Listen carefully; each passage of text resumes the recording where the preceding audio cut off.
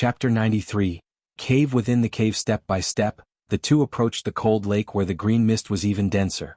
Wave after wave of special, cold elemental energy wind attacked them. Lu Muyen felt slight pain on her skin from the breeze. Just as she was about to mobilize her spiritual energy to protect her body, a sudden warmth came from the palm of her hand and spread around her body. That painful feeling instantly disappeared. Lu Muyen glanced sideways at Ming Xiu, whose expression she couldn't quite see clearly. The strength of this man was a mystery even to her. She could only feel that he was very strong. It's starting to advance. Ming Xiu looked ahead and said. Lu Muyen also felt the surrounding spiritual force of heaven and earth begin to swarm into the depths of the cold lake, violently swirling. But this was only just the beginning. With the fluctuation of energy from the advancement of the Scarlet Frost Jiao being so strong, its strength shouldn't be underestimated. You came to the glacial mountain range this time for it? Lu Muyen always felt that the reason Ming Xiu came to the glacial mountain range wasn't so simple. Ming Xiu took off the silver mask on his face, revealing that chiseled and handsome face as if having been intricately and precisely carved. His light red lips curled into a pleasant arc, taking its crystal core as just in passing. When Lu Muyen saw the devilish man's face again, she couldn't help but be amazed at the exceptional beauty again. She concealed the fluctuations in her eyes and said, "You didn't happen to come to the glacial mountain range for the trial competition, did you?" But their low-end selection trial shouldn't have attracted Ming Xiu. Of course not. I came to the glacial mountain range for the heavenly frost golden crystal that's about to sublimate and take shape. Ming Xiu didn't conceal it either. Hearing that Ming Xiu replaced the words "This Highness" with "I," Lu Muyen's heart skipped a beat. Removing his honorific "This Highness" so that she and him were considered equal, was this man showing her goodwill? And when she heard heavenly frost golden crystal, Lu Muyen's eyes flickered brightly. The heavenly frost golden crystal could only be formed in an iceberg at least 10,000 years of age. At first it would be in a liquid form, which was a pale golden color. After it condensed into a spar, it would become a dark golden. It contained an indestructible energy with an extremely hard texture. It was one of the best main materials for refining natal magic treasures. Because the conditions for formation were very harsh, it must take more than thousands of years to crystallize. So it was even a rare spiritual item in the spiritual world, with one hardly found even in 1,000 years. Its price would also be sky-high. Who knew that it would actually be birthed in a land where spiritual items were so scarce? How do you know that it's about to sublimate? Lu Muyen asked curiously with a smile. A sword king discovered it by chance when he accidentally broke into an ice volcano. But that day the heavenly frost golden crystal was guarded by a powerful demonic beast. He struggled with serious injuries and had to use a secret skill to escape. I rushed over when I got the news. Ming Xiu said as he pulled Lu Muyen forward. Lu Muyen's eyes revealed some understanding. The formation of ice volcanoes were extremely unique and rare. It would only be formed in 10,000-year-old icebergs. Underground, there birthed fiery, thick liquid that thawed the iceberg. It wouldn't erupt, but it would produce a lot of spiritual items and was also one of nature's wonders. Did the 10 distinguished clans of the eastern region also receive the news? Lu Muyen suddenly remembered how the 10 distinguished clans inexplicably set the trial site at the glacial mountain range, plus Yi Qinghan's secret words, so it wasn't difficult to imagine that the trial was a kind of camouflage. A smile of admiration rose in Ming Xiu's eyes. This little woman was indeed intelligent. From the news of the heavenly frost golden crystal alone, she could guess the purpose of the 10 distinguished clans. The first one to obtain the news was precisely the 10 distinguished clans, and they also sealed the news. If it weren't that I just happened to be in the eastern region traveling, even if I received the news, I'd have arrived too late. You mean that other empires and big forces don't know about this news, or even if they knew, they'd arrive too late? Lu Muyen's eyes glowed with brilliance. If they didn't have the participation of those large entities, then maybe she'd also be able to obtain some heavenly frost golden crystal to use to refine her natal magic treasure with. Indeed. Ming Xiu saw the brilliance in Lu Muyen's eyes, then asked with a smile, "What, you're also interested?" Lu Muyen rolled her eyes at him and spoke with a firm tone, "Those who aren't interested in such spiritual items must be fools. I want to refine a magic treasure. If I use the heavenly frost golden crystal as the main material, then it'll definitely increase its quality by a few levels. I'm definitely going to join in on the fun." "You can also refine tools?" Ming Xiu couldn't help displaying surprise. "Come and read on our website Wuxia World site. Thanks. Lu Muyen raised her graceful chin with a little look of confidence and pride. Of course. Who knew that I picked up a treasure? Ming Xiu liked this sort of appearance on this little woman tremendously. He chuckled and held Lu Muyen's hand tightly.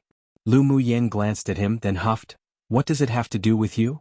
Although she insisted that on her lips, but her smooth jade-white face was unconsciously dyed with a layer of pink. Ming Xiu couldn't help laughing aloud, but also stopped teasing her. Although it was fun to provoke the little wild cat, but now wasn't time yet. Boom boom. Suddenly, a great thunder sounded from the horizon, and lightning flashed by in the distance. It's actually facing a thunder tribulation and is about to transform. Lu Muyen's eyes revealed slight caution. Ming Xiu's eyes darkened and he quickly pulled Lu Muyen towards the deep lake. "Go, let's kill it before it transforms." The two were extremely fast.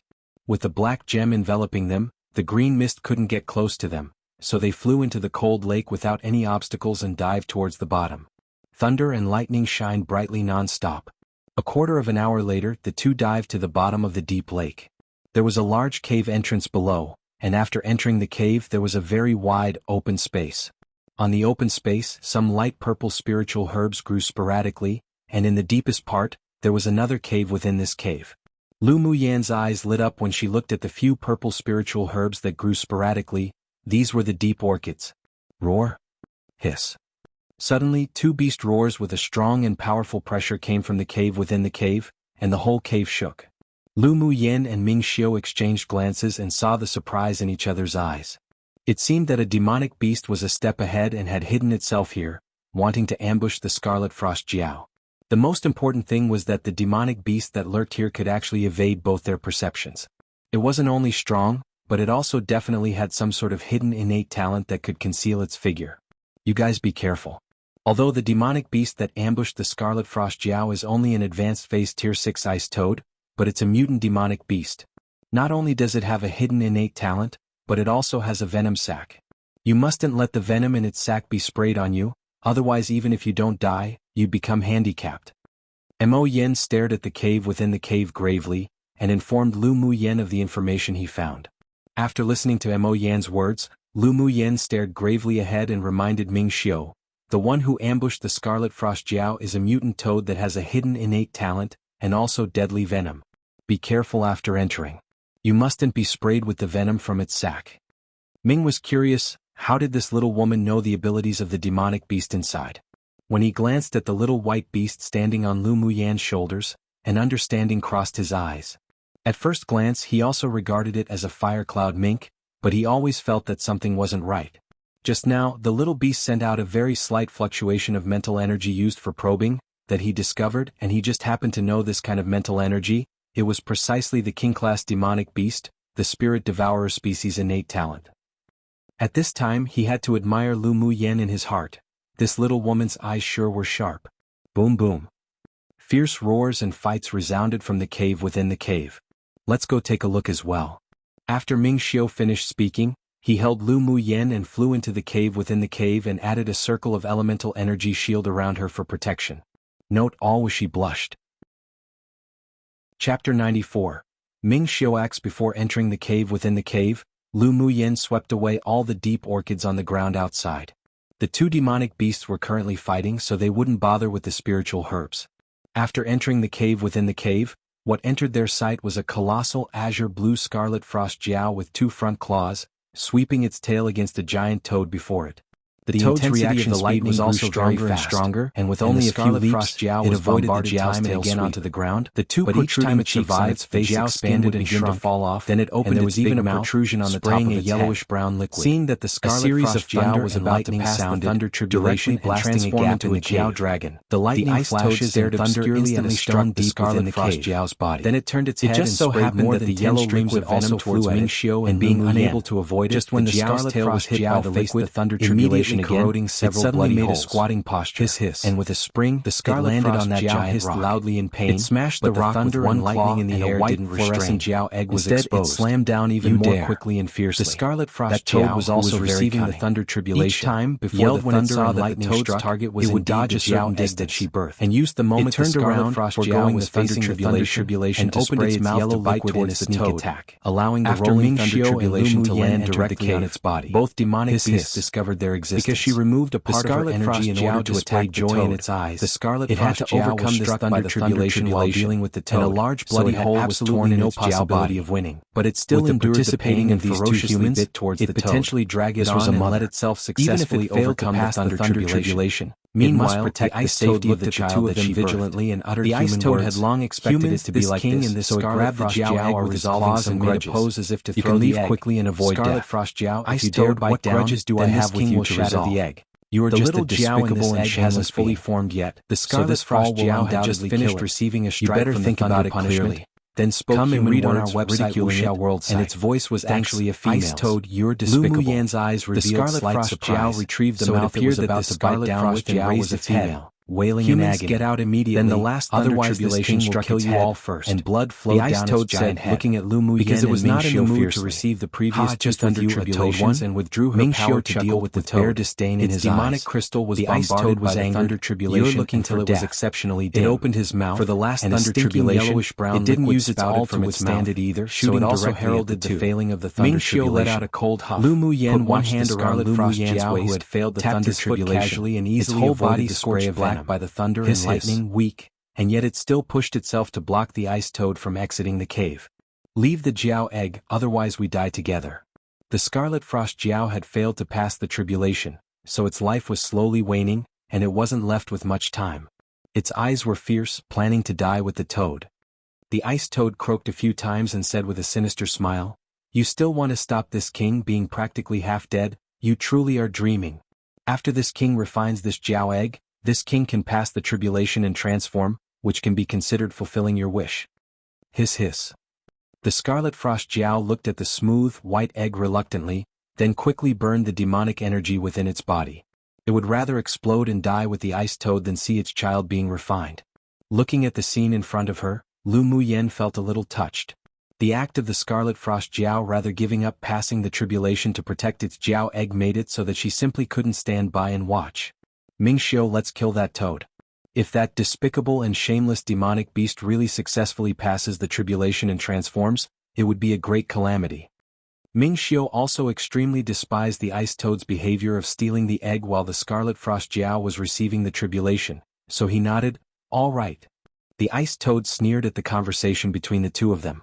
It had never placed any importance on either of the two humans at all, so now it was as if he had heard the funniest joke. The two people actually wanted to kill it, they truly were indulging in the wildest fantasy. Those who block me die. The ice toad roared. Its body suddenly grew several times larger, and the pattern on its body grew deeper. It opened its mouth wide, and another mouthful of yellowish-brown liquid sprayed out. Except this time, it wasn't a stream of liquid, but instead countless shattered drops, attacking Mingxiu and Lu Muyan. Mingxiu's eyes grew colder. A fiery red shield rose from his hand and grew in size, blocking the liquid outside. He placed Lu Muyan in a place far from the battle location, and holding a giant golden sword, he slashed down in the air. A violent elemental energy sword aura flew out, slashing straight towards the toad. The toad's eyes revealed some shock. Obviously, it didn't expect this human to emit such a powerful sword aura. It mobilized the demonic energy within it, mixed it with venom, and sprayed out a yellow beam of light to directly greet the golden sword aura. Boom boom. The energy released by the one human one beast exploded within the cave. The cave shook constantly and countless rubble fell. After the dust dissipated, the remaining yellow beam of light was blocked by Mingxiu's fiery red shield, then disappeared completely, while the golden sword aura chopped off one of its front legs. Croak croak. There was slight fear in the ice toad's eyes. It didn't expect that this quiet human actually hid his cultivation base. His strength was a major level above itself. So it grabbed the Jiao egg, mobilized its demonic energy and wanted to eject itself out from the cave entrance. Put down the Jiao egg. The weak and dissociating Scarlet Frost Jiao that was burning its demonic energy instantly let out a burst of energy. Its Jiao tail swept violently, and the toad that was approaching the entrance of the cave was heavily shot down onto the cave wall opposite. But it also seemed to have exhausted all its strength as its entire Jiao body collapsed to the ground, only barely maintaining its last breaths to stare intensely at the Jiao egg in the toad's claws. 1-inch Chinese author used a more colloquial version of toad, Laihama, but there's no real equivalent to that in English. However, toad can also be slang for a contemptible person or thing in English, which is basically what they're saying in Chinese too. And random note, this Chinese word is the word used in the very popular saying you see in cultivation novels, a toad lusting for swan meat XD, Laihama Xiang Qi Tian Ro. Chapter 95, Self-Detonation. The ice toad sprung out of the wall, and its body suddenly became smaller and smaller. It glanced at the Jiao egg in its claws grimly, then toughened its heart and threw it as its body immediately shrank to the size of a palm. Its entire body also slowly faded, finally becoming transparent as if it had disappeared in this space.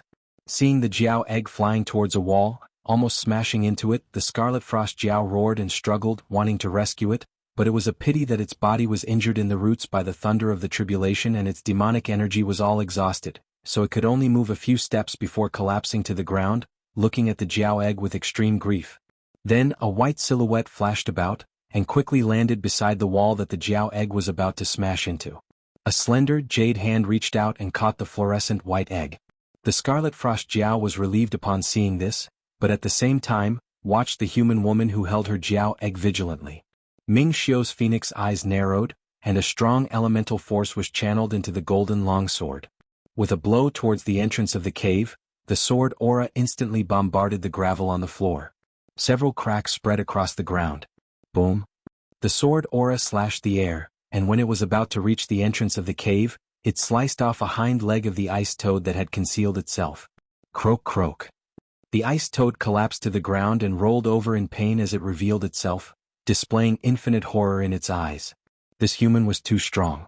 Even if it transformed, it might not necessarily be his opponent. Humans, stop. As long as you spare my life, I'll let you order about. In order to save its little life, the ice toad decided to bend down temporarily and wait to regain its strength again before attempting revenge. Ming Xiu retracted the golden longsword in his hands and turned his gaze to Lu Muyen. Woman, what do you say? Kill? Lu Muyen hugged the Jiao egg and said chillingly, like spring water. This sort of despicable demonic beast would be an eyesore even as a slave. A layer of brilliance flowed through Ming Xiu's eyes. This little woman's decisiveness indeed didn't let him down. His woman did not need the excessive clemency of women. Resolute killing was the state of mind a cultivator should possess. Hearing Lu Muyen's words, the fake grievance in the ice toad's eyes changed to ferocity and viciousness. Using his last remaining legs, it hopped up and headed directly for Lu Muyen. When it was approaching, it opened its large mouth and sprayed an extremely stinking yellow liquid venom. This was venom essence, the most toxic venom he had. If this woman wanted it to die, then I'll drag her down together. Ming Xiu didn't expect the toad to change the target of attack, and his expression changed. He quickly condensed an icicle in his hands and, with a flick, it shot towards the toad. Except the icicle's speed was just a step behind the yellow venom. Seeing that the venom was about to fall on Lu Muyen, he shouted anxiously, "Woman, be careful." With a shifting step he was prepared to step ahead. Lu Muyen's face was calm and composed, and her expression didn't change even when facing the yellow venom. A single finger beneath her sleeve kept changing forms. She closed her eyes, and then her red lips opened lightly. Condense. Following her voice, a series of void talismans appeared in the air, and intertwined quickly, turning into an intangible net, blocking in front of her.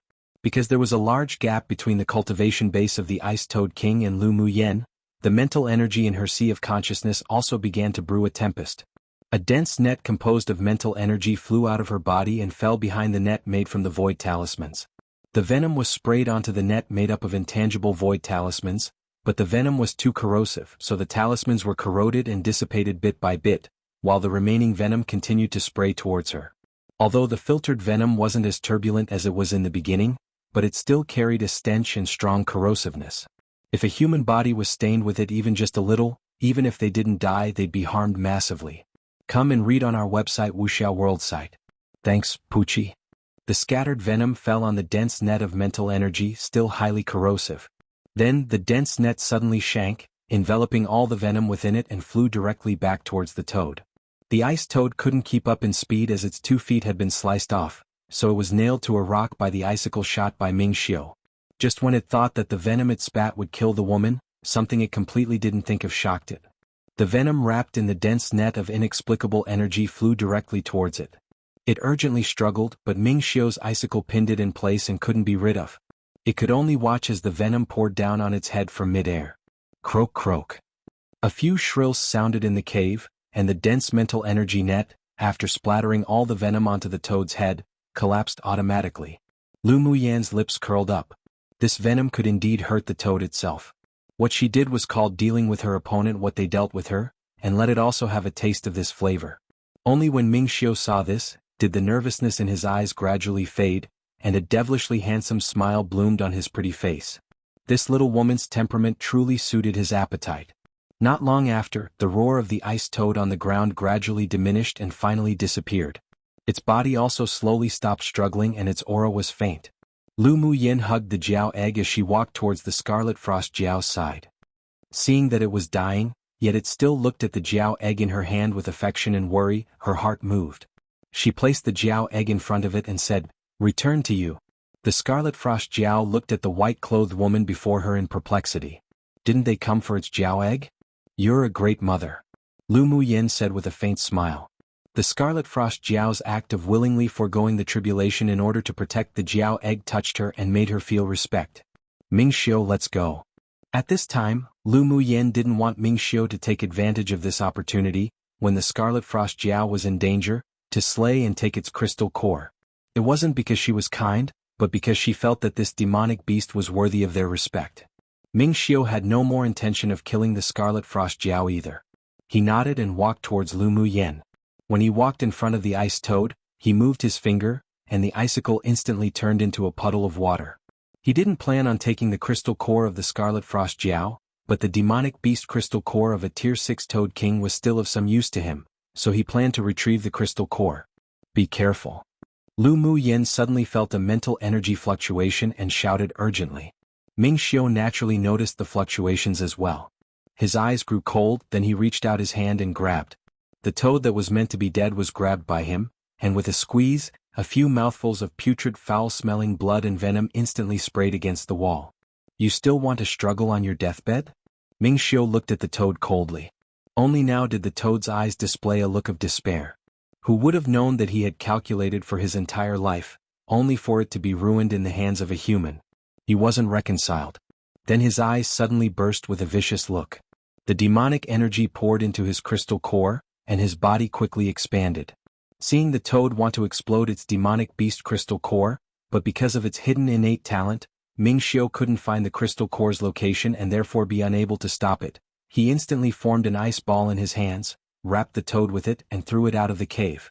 A layer of powerful elemental energy shield enveloped both Lu Muyin and the Scarlet Frost Jiao. Boom!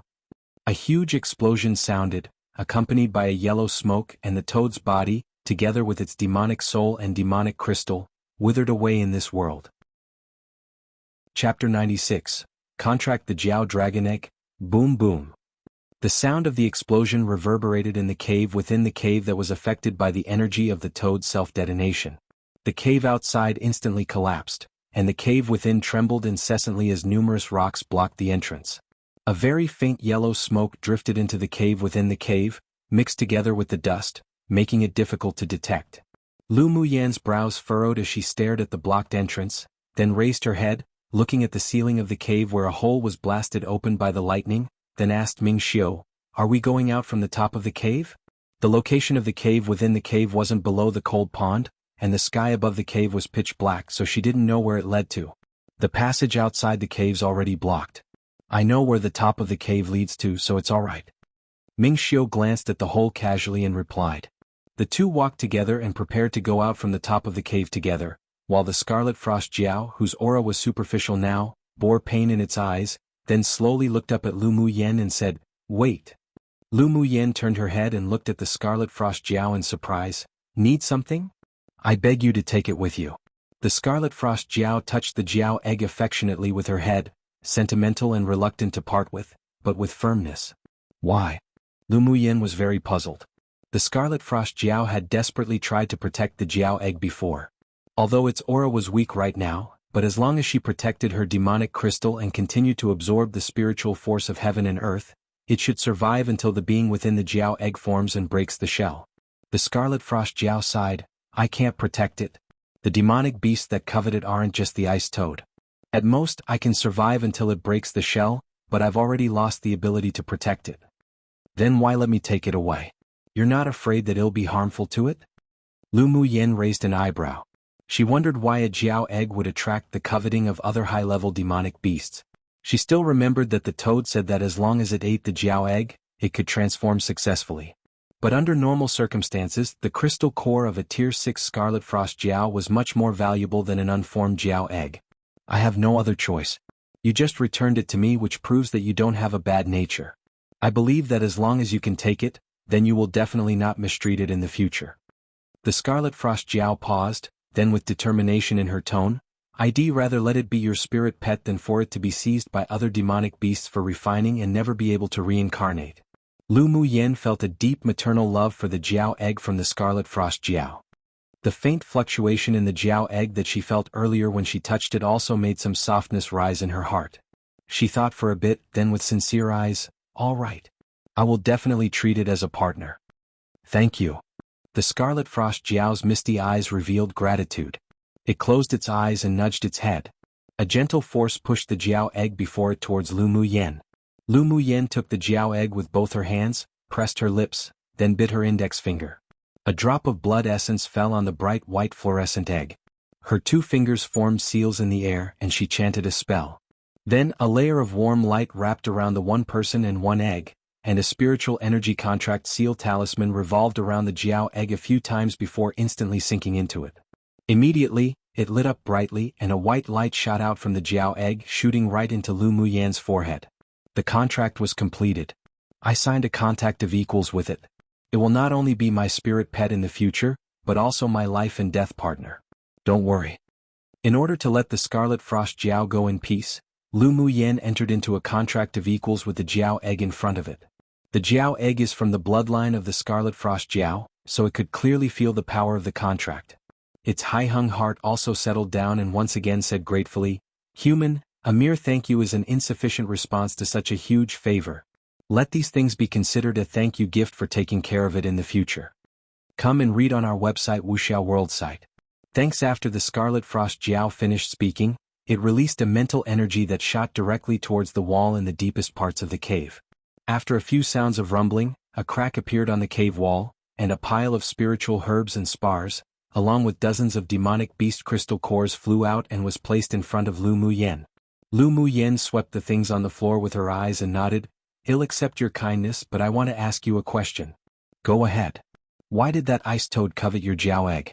And based on what you said, there'll be other demonic beasts who want it.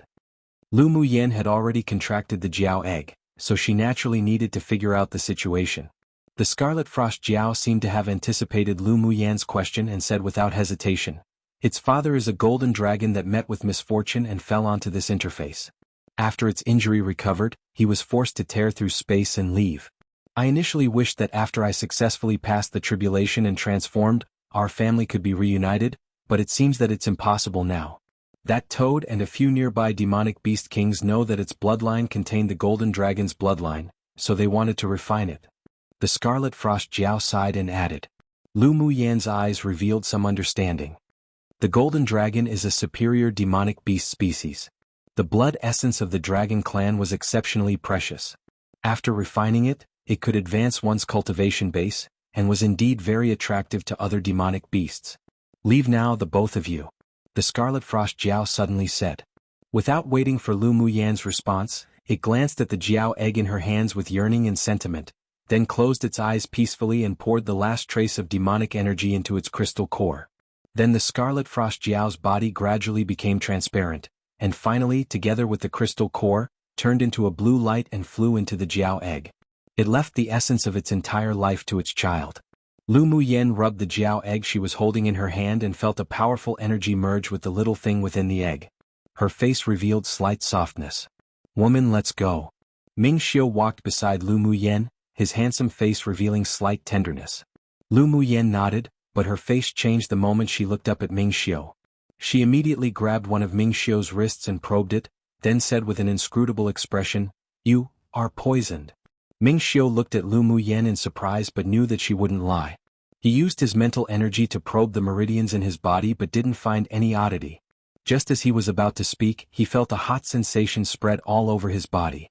A fiery sensation continued to climb up from his lower abdomen, and at this moment, if he didn't know what poison it was, then being a man was useless. His deep, say-like eyes displayed a bit of silent endurance. He swept around and found that there were still a few wisps of yellow smoke near the edge of the sealed entrance. That damn toad. Ming Xiu immediately mobilized the ice attribute elemental energy to wash his entire body as he spit those words out fiercely. Lu Muyen followed Ming Xiu's gaze with hers, and when she found those wisps of yellow smoke, her brows furrowed together tightly.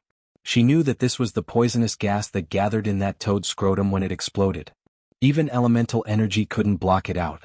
This sort of poisonous gas wouldn't harm the human body, but once inhaled, while it would have no effect on women, but to men, it would be as if they had eaten aphrodisiac. If it isn't relieved in time, then one would explode and die. Her face couldn't help but be dyed with a layer of worry. There was only her and Ming Xiu here, unless she needed to relieve him of it? She admitted Ming Xiu was special to her, but she had not yet reached the point of sacrificing her body for him, so she could only quickly think of other ways. The yellow smoke showed its effects quickly, and after a while Ming Xiu felt that his entire body was hot, dry and unbearable. His lower abdomen also felt fiery and unendurable.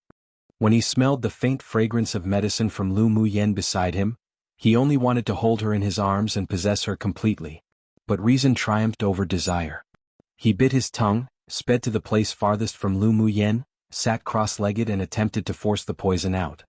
His heart did move for Lu Muyen, but he would never take advantage of this situation to take her. Chapter 97. Ming Xiu's ruthlessness. A flush of red appeared on Ming Xiu's face, which set off his unrivaled handsome appearance with a little more taste of seduction. He kept changing his hand signs, mobilizing the ice element within him to suppress the rising heat in his abdomen and entire body, but the effect wasn't great. The poisonous gas condensed the entire essence of the ice toad, and it was difficult to get rid of after entering the body. Feeling that his whole body was alarmingly hot, and that he just constantly wanted to vent his desires, he immediately took out the spirit-cleansing pill that Lu Muyen gave from his interspatial ring and ate it. A coolness spread all over his body, and he gasped for a breath, feeling much more comfortable. But the effect of the medicine evaporated quickly, and in only a quarter of an hour, that hot desire spread through his entire body again. The moment Ming Xiu opened his eyes, he met with Lu Muyen's pair of beautiful eyes dyed with worry. The fire of desire in his chest burned even more vigorously. He immediately shut his eyes and muttered a calming scripture. Lu Muyen's brows furrowed together and couldn't help pacing back and forth. But even when she had such rich experience in her previous life, she had never encountered such a situation before. The flush on Ming Xiu's face grew darker as the ice elemental energy simply couldn't suppress the explosive desire at all. He bit the tip of his tongue hard to keep his reason. "Mo Yen, do you have any ideas?" Lu Muyen thought and thought but still didn't have any ideas. In the end, she could only ask for help from Mo Yen on her shoulder. Mo Yen's eyes remained light, fell silent for a moment, then said, "You want detoxify him with yourself?" Lu Muyen furrowed her brows even more and said helplessly, "I don't know. If she must use herself to get rid of Ming Xiu's poison, then she could only suffer a loss and sacrifice her body. After all, the body of a virgin seemed insignificant compared to Ming Xiu's life. Except she hadn't yet fallen in love with Ming Xiu. For her to sacrifice her body just like this to detoxify him this time, she would feel awkward and too embarrassed, so if she could get rid of it using another way, it was for the best." With complexity in his eyes, Mo Yen looked at the flamboyant, red-clothed man, who had stabbed his thigh with a sword in an attempt to stay conscious. "There is another way to save him besides you sacrificing your body." "What way?" Lu Muyen's eyes lit up. "Doesn't the foundation establishment pill you want to refine have the effect of washing the marrow and removing impurities? As long as you refine the foundation establishment pill and give it to him to use, all the impurities in his body will be discharged through the pores. The poisonous gas and body will naturally be discharged together and he wouldn't need to explode." Mo Yen said lightly. Lu Muyen's face displayed a bit of joy. "That's right. As long as all the impurities and waste gas that accumulated in the body were discharged, then the poison would naturally be eliminated. It just so happened that she found the deep orchid, so she now had all the medicinal resources needed to refine the foundation establishment pill. She immediately took out the cyan cauldron that she won at the auction, mobilized the fire elemental energy from within her and tossed a tongue of flame into the cauldron. In the previous immortal cultivation world, if one wanted to refine pills, aside from borrowing external fire sources, one had to cultivate to the core formation stage and use pill flames to refine. But because there were many different attributes of elemental energy on this continent, as long as one comprehended the laws of elemental energy to a certain level, one could use elemental energy condensation. Although she could condense fire elemental energy to battle when she was a great sword master, but she couldn't maintain it for a long time, so she couldn't use it to refine pills. But after advancing to the sword spirit cultivation base, the speed of her comprehension of the fire elemental law increased by a bit, so her fire elemental energy condensation could last longer, which was enough for refining pills. Of course, the pill flames of cultivators at the core formation stage was even better than fire elemental energy condensation. Come and read on our website Wuxia World site. Thanks. While the best source of fire for refining pills and tools, however, still came from the mutant flames derived from nature. But mutant flames were difficult to find, and even if one found one they would be difficult to refine, so those that owned mutant flames were all practically the most gifted with exceptional natural talents. Lu Mu Yen quickly threw the main ingredients into the cauldron to refine one by one, baking them into powders of different colors. Then she wrapped them up with a layer of mental energy, placing them in one nook of the cauldron so that it wouldn't be affected by the fire elemental energy. She continued to throw several kinds of auxiliary spiritual herbs into the cauldron to refine, one by one. In order to not waste time, she used mental energy to individually wrap more than 10 kinds of auxiliary spiritual herbs to refine and roast together. Suddenly Ming Xiu's eyes were bloodshot and he stood up. His figure that originally wanted to walk towards Lu Mu Yen halted, used his instincts to suppress the haunting, burning desire, then turned to bombard the wall of the cave punch by punch in an attempt to vent it all out. Lu Mu Yan's heart tightened, and who would have thought that the one distraction caused her to hear a poochie sound from the cauldron. A few spiritual herbs failed because of insufficient firepower. It's just that losing this bit of blood essence that was combined with his king-class bloodline meant that all the cultivation he did since awakening had been in vain. 2 hours later, the cauldron made a buzzing sound and a few bright, smooth and lustrous pills flew out from within the cauldron, its fragrance overflowing. A slender jade-like hand made a gentle wave, and the plump and rounded pills fell into her palm. Lu Mu Yen opened her eyes and took out a porcelain bottle, placing 3 of the foundation establishment pills in it, then held the one that was left in her hand. She stood up and was prepared to give it to Ming Xiu to use. Yet who knew that she would see a scene that shocked her and make her heart tremble? What entered her eyes was an ice sculpture and horrifyingly, the man sealed within was precisely that red-clothed, seductively handsome Ming Xiu. Note: Ming Xiu. Chapter 98. Touched and Heart Moved. On November 22, 2021 by May Hour, come true table of contents within the ice sculpture. The handsome man had his eyes tightly shut, his face calm, but his inborn domineering temperament, as if looking down upon the world, could still be felt through the ice. Lu Mu Yan's eyes were filled shock. She bit her lower lip and asked Mo Yen with difficulty. He sealed himself in ice? Yes. He almost lost control just now and sealed himself in ice when he almost lost consciousness. Mo Yan's light voice carried a bit of admiration. Ming Xiu. Lu Mu Yen murmured to herself while holding the foundation establishment pill tightly. Her heart was deeply shaken. In order to not hurt her, this man actually harmed himself instead. He actually sealed himself in ice. This act was equivalent to suicide if it wasn't controlled well. It was the first time since Mo Yen met Lu Mu Yen that he felt such a big mood swing from her. The woman who had always been calm and composed could actually tremble lightly. He's a very strong and confident man. Don't worry, if he wasn't certain he wouldn't be so stupid to seal himself in ice. Lu Mu Yen nodded and calmed herself down. It was an absolute lie if she said she wasn't touched. This man used all his actions to prove to her that he respected her. She held the pill in her hand and walked towards that ice sculpture. She half squatted in front of the ice sculpture and stretched out her hand to caress the man's handsome and enchanting face through the ice. She sighed softly, and a gentle color that had never appeared before rose in her eyes. This man sure was good, he won her recognition so easily. She also had to admit right now that her heart moved. For the first time in her 2 lives, her heart moved for a man. Then, Lu Mu Yen hugged the ice sculpture with both hands and the fire elemental energy in her body flowed out incessantly. She mobilized all the spiritual energy within her to transform into flames, melting the ice in her embrace little by little.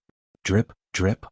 The ice sculpture was melted into droplets that kept dripping to the floor by the small tongues of flames made from fire elemental energy. 2 hours later, the last layer of ice that separated the two of them was completely melted by the flames and tightening of her arms. She hugged Ming Xiu's body. But his body wasn't as cold as imagined and was instead rolling with heat. The flush on his face grew deeper and deeper like a human stove, as if it weren't suppressed, it would explode. While feeling the fiery body of the other party, she also felt that was another stronger force that traveled around his entire body, suppressing the heat of desire that constantly rose from his lower abdomen. It were as if a stone was dropped into the lake of Lu Muyan's heart, creating circles upon circles of ripples. She quickly let go of Ming Xiu, fed the pill in her hand into his mouth, then stepped back and meditated not far away from him to restore her spiritual energy. Just when Ming Xiu was feeling that his whole body was about to be ignited, he was suddenly embraced by a soft body with a faint fragrance of medicine. Then a pill entered his mouth and instantly melted. The medicinal effects of the pill flowed down along the meridians to his dantian area. When he felt that his consciousness was a little fuzzy, he heard the woman's clear voice, that was pleasant to the ear as if sweet spring water, in his sea of consciousness. Foundation Establishment Pill, Guide to the Dantian to Refine with No Distractions. First perform 3 macrocosmic orbits, then mobilize the elemental energy in your entire body to your dantian to filter and purify, then come and read on our website Wuxia World site. Thanks. Ming Xiu's brows knitted tightly, calmed his mind, gradually tossed away that unbearable feeling of desire and heat, and followed Lu Muyan's telepathic words to start to refine the Foundation Establishment Pill.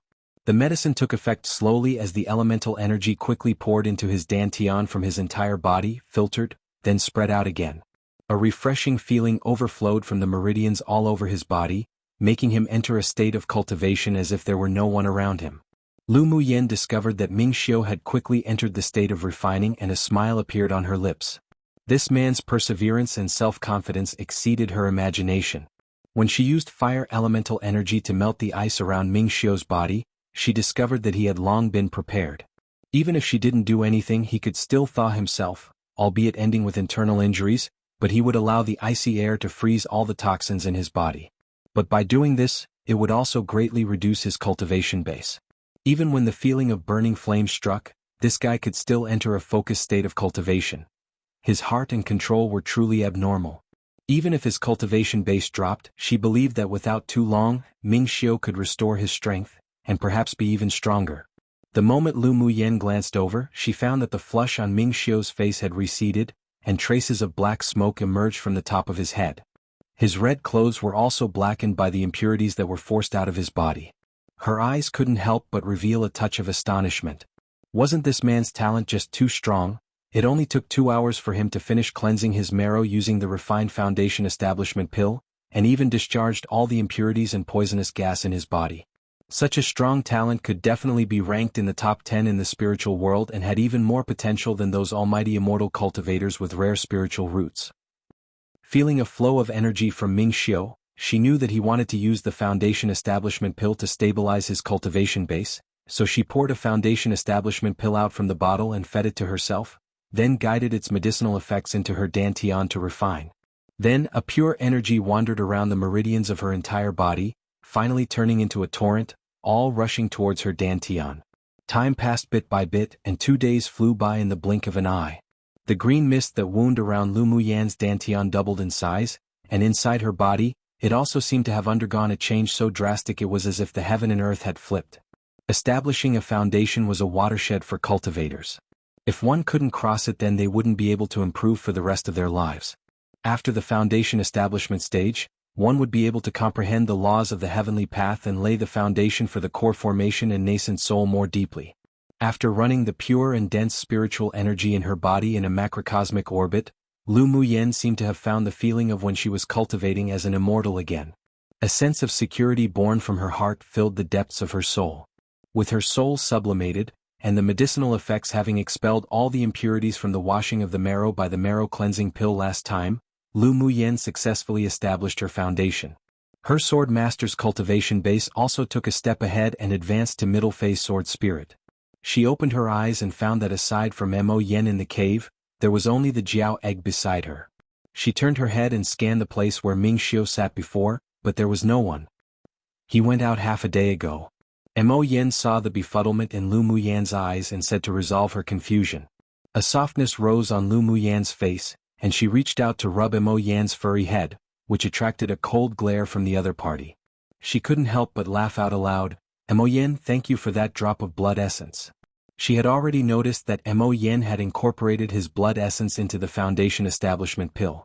When she was refining the Foundation Establishment pill, she even felt a pure demonic beast power integrating with her meridians. When she was washing the marrow and removing impurities, it also merged with her bone marrow. Her Bodis toughness also heightened a level, and the flesh refining skill had also reached a bottleneck. Where's the need for politeness between you and me? Mo Yen turned his head, feeling slightly awkward as he uttered these words. Lu Muyan's heart warmed, and she wanted to reach out and rub his hat again but was avoided by him. She restrained her smile and said, "I'll refine the pill for you later." The power contained in that drop of blood essence of Mo Yan's probably consumed all his recent cultivation. Lu Muyan felt indebted, so she just wanted to quickly refine the pill that can improve his cultivation for him to refine. All right. As soon as the words of the one human one beast fell, Ming Xiu, dressed in his flamboyant red clothes, flew down from the hole on the top of the cave that was created by the bombardment of thunder. He walked straight to Lu Muyan, his gaze deep and unfathomable as the endless sea while revealing a bewitching smile. "Woman, you're awake." According to the intel in the reports, there should be another 5 or 6 days left for the formation of the heavenly frost golden crystal. It only takes 3 days from here. I still have to go to a place to find some materials for refining magic tools. Do you want to come with me? Lu Muyan thought for a moment, then raised her eyes and said, I want to go back to hand in the second trial mission first, then head to the place where the heavenly frost golden crystal's forming, otherwise I won't make it. Ming Xiu's fire elemental energy comprehension was even deeper than hers, so she had sighed inwardly before, that if this person wasn't a smith, it would truly be a waste. Hearing that he wanted to find the materials to refine tools, she understood now. This guy was indeed a smith and his grade definitely wasn't low. All right. They'll give you the place where the heavenly frost golden crystal's forming, and we'll meet there in 6 days. Ming Xiu took out an empty jade slip, placed it on his forehead and drew a picture with his mental energy, then handed it to Lu Muyan. Lu Muyan took the jade slip and browsed through it using her mental energy, remembered the map in her heart, then nodded, all right. The two of them didn't stay too long either as they had their own things to do. Ming Xiu wrapped an arm around Lu Muyan's waist and took her out of the cave within the cave in the cold pond. Then he sent her near the small wooden hut for the trials of Yanzhou Kingdom before hurriedly leaving. Come and read on our website Wuxia World site. Thanks. Inside the wooden hut, Yun Tsang, Lan Si and Yun Ji were discussing with each other around the furnace over tea. They all revealed surprise when they saw Lu Muyan enter the door. Lu girl, you've already completed your second mission? Yun Tsang pointed to the position opposite him and motioned for her to sit down. Lu Muyan nodded with a smile and took out, one by one, the 20 mission items she collected for the 3 to check.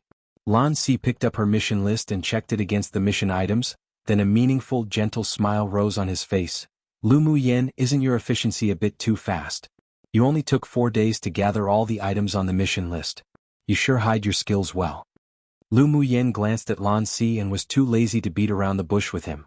She rubbed the back of the little beast in her arms and said, I can find these items on the mission list this time mainly because of him. Lan Si and the others followed her words and cast their gazes on the fire cloud mink with what appeared to be a lifelike flame on his forehead, and they came to understand.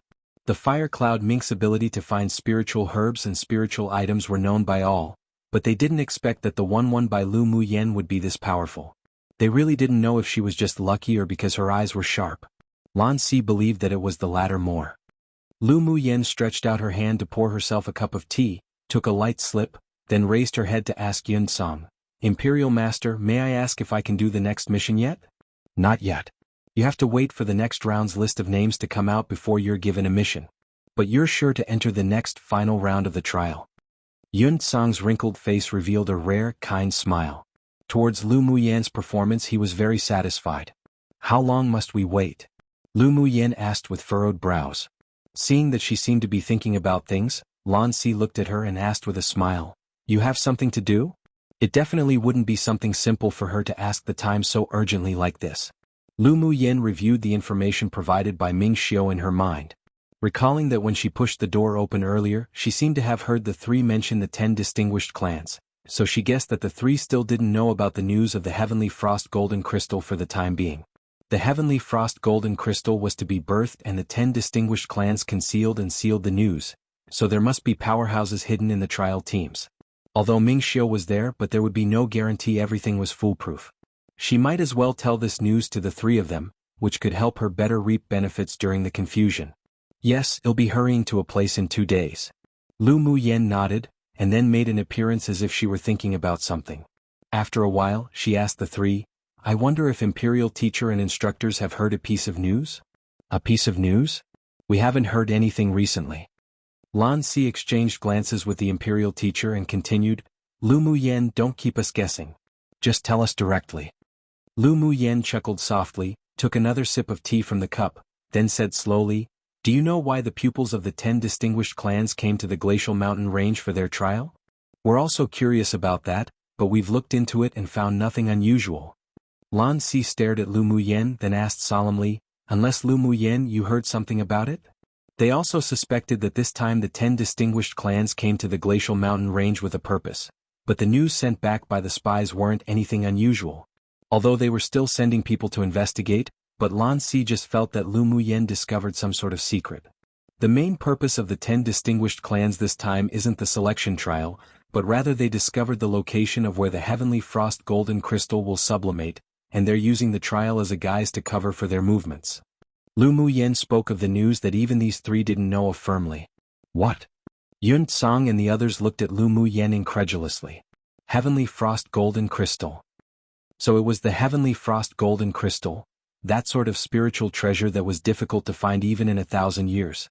No wonder the 10 distinguished clans would seal the news and use selecting the participants for the Continental Tournament for Hegemony as a cover to come to the Glacial Mountain Range for the trial. So it turned out that they indeed had a deeper purpose. One Qilin, also known as Kirin, no real English translation except for unicorn, but unicorn is a different species altogether in China too, aka Du Jiaoshou. Leaving it as the pinyin. Chapter 100. Various parties dispatched. The shock in the eyes of the three weren't concealed. Hearing such explosive news made them all unable to sit still. Lu girl, how did you get this news? Is it accurate? Yun Tsang's expression was deep and solemn. Lu Muyen nodded with certainty. I'm certain the news is accurate. But it's not convenient to tell Imperial teacher how I obtained it. For the time being, she didn't want to disclose that she and Ming Xiao knew each other to others. Yun Tsang knocked on the table lightly. He guessed that Lu Muyen's news came from the Ling clan. After all, the 10 distinguished clans sealed the news jointly and they had investigated it for so long yet received no definitive news, so it was impossible for her to obtain this secret from someone else. Lan Si Yunji, what do you two think? Yun Tsang looked up at the two and asked after a bit, which also fully demonstrated his trust in the two. A smile of interest rose on Lan Si's gentle and refined face. Such an opportunity, naturally we should go join the fun. The Heavenly Frost Golden Crystal was very useful to him. Since he knew that this thing was being born, then he naturally wanted to go compete for it. I also think it's necessary to join in the fun. Yun Jia's eyes also displayed some enthusiasm and desire. Yun Tsang nodded, then asked Lu Muyen, Lu girl, do you know the location of where the Heavenly Frost Golden Crystal is forming? I do. According to the intel, there is still around 6 days left until the formation of the Heavenly Frost Golden Crystal. Lu Muyen replied with a smile.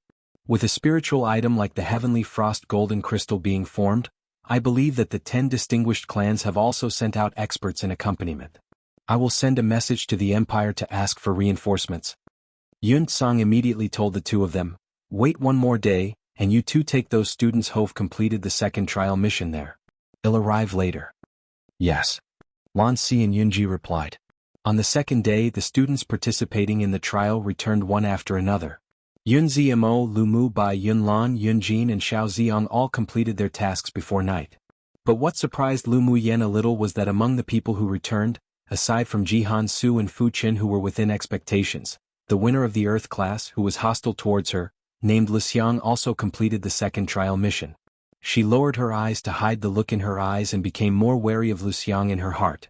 This woman felt rather not simple to her. At night, as the time ordered by the imperial teacher arrived, Lan Si announced to those who had returned, "Congratulations to all of you for successfully passing the second round of the trial test. Now I have one important thing to tell everyone." Seeing the confusion in the eyes of the several people, Lan Si also stopped keeping them suspenseful. "We have received reliable intel that the purpose of the 10 distinguished clans coming to the glacial mountain range for the trial is actually not to compete for the quota, but because they discovered where the heavenly frost golden crystal was about to sublimate and form. I will take you there to have a look.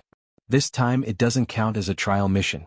The final trial mission is to be determined and will continue after returning. Of course, if you can get even a tiny amount of heavenly frost golden crystal, then it's considered your fortuitous encounter. You don't have to hand it in to the Academy or Empire." Lan Si then added, "You can choose to go or not to go." Hearing it was the heavenly frost golden crystal, the eyes of those here lit up brightly. No one wanted to miss such a good opportunity, so no one chose to withdraw. "Very well. You have one night to rest. Well, leave early tomorrow morning." Lan Si's gaze swept over them with satisfaction and ordered, "Yes." At night, Lu Mu Yen and Lu Mu Bai, together with the others, sat drinking tea and chatting. Come and read on our website Wuxia World site. Thanks. Drinking a cup of warm tea in such cold weather was very comfortable, so as long as they were within the wooden hut, Lu Mu Yen would make a pot of spiritual tea. "Yenner, did you hear this news from the Ling clan? Or from Yi Qing Han?" Lu Mu Bai felt that it was strange ever since he learnt that the news was told to the imperial teacher and the others by his younger sister. The 10 distinguished clans were together in this, so they definitely wouldn't allow anyone to spread such news this time. That's why he constantly felt that Lu Mu Yan's source for the news wasn't from the Ling clan or the Yi clan, but he couldn't guess who else would know such secret information. "Neither. A friend told me." Lu Mu Yan shook her head but didn't tell them about Ming Xiu. Based on what occurred during the auction last time, her elder brother and the others didn't know that guy. Lu Mu Bai's indifferent eyes grew darker, but he didn't continue to ask any more. "Let's rest first. We still need to hurry over tomorrow." Yun Lan and the others also saw that Lu Mu Yen didn't want to say any more, so after hearing Lu Mu Bai's words, they all sat alone and started to recover their physical strength and elemental energy. Outside the wooden hut, in a place hidden in the thicket, a woman stood under a big tree as if waiting for someone. Not long after, a man in a black cloak appeared next to the woman. His face couldn't be seen clearly and his voice was hoarse, obviously deepened on purpose. "How's the plan being completed?" The woman froze, then immediately recovered her calm and said respectfully, "Lord Secret Envoy Lu Mu Bai and the others always surround Lu Mu Yen, so it's difficult to act. During the second trial mission she was too fast and I lost her, but now there's an opportunity." "Oh? What opportunity?" The man suppressed the anger that made him almost berate her. "The 10 distinguished clans found the place where the heavenly frost golden crystal's going to form. Well, rush there tomorrow with Lan Si. By then there'll be a lot of people snatching for it. In the confusion, it'll be much easier to get rid of Lu Mu Yen without being discovered," the woman said cautiously. The man froze for a moment, obviously not expecting to hear such news. "What? You mean the heavenly frost golden crystal?" No wonder the 10 distinguished clans would choose to complete their trial in the glacial mountain range. So it's because they discovered such a peak-grade spiritual item. "Do you know when the heavenly frost golden crystal will form?" The man paused, then asked with a hint of excitement in his tone. "There's still around 6 days before forming," the woman replied. The man drew his cloak tighter around him, then asked, "Do you know the specific location?" "That's not clear. Lan Si didn't tell us in detail." The woman's eyes carried with it slight obscurity. The man considered it a little, then said, "Act according to the plan. When you get to the location of the heavenly frost golden crystal, you must take advantage of the chaos to find a chance to dispose of Lu Mu Yen. Of course, it would be better to kill Lu Mu Bai together as well." "Understood. When you leave tomorrow, remember to leave a secret signal. It'll lead some people to follow secretly." From the man's throat sounded a sinister cackle. "Well, definitely obtain the heavenly frost golden crystal. When that time comes, well, send people to cooperate with you to kill those siblings. Go back first, don't let that old bastard Yun Song discover your identity." "Yes, Lord Secret Envoy." The woman quickly turned and returned to the wooden hut, while the man disappeared into the woods as if he had never appeared before. After a while, Lu Mu Yen opened her shut eyes and looked at the person, who had just pushed open the door to enter, thoughtfully. Early the next morning, Lan Si and Yun Ji led the few instructors and students who had completed their second trial mission towards an area near the inner ring of the glacial mountain range.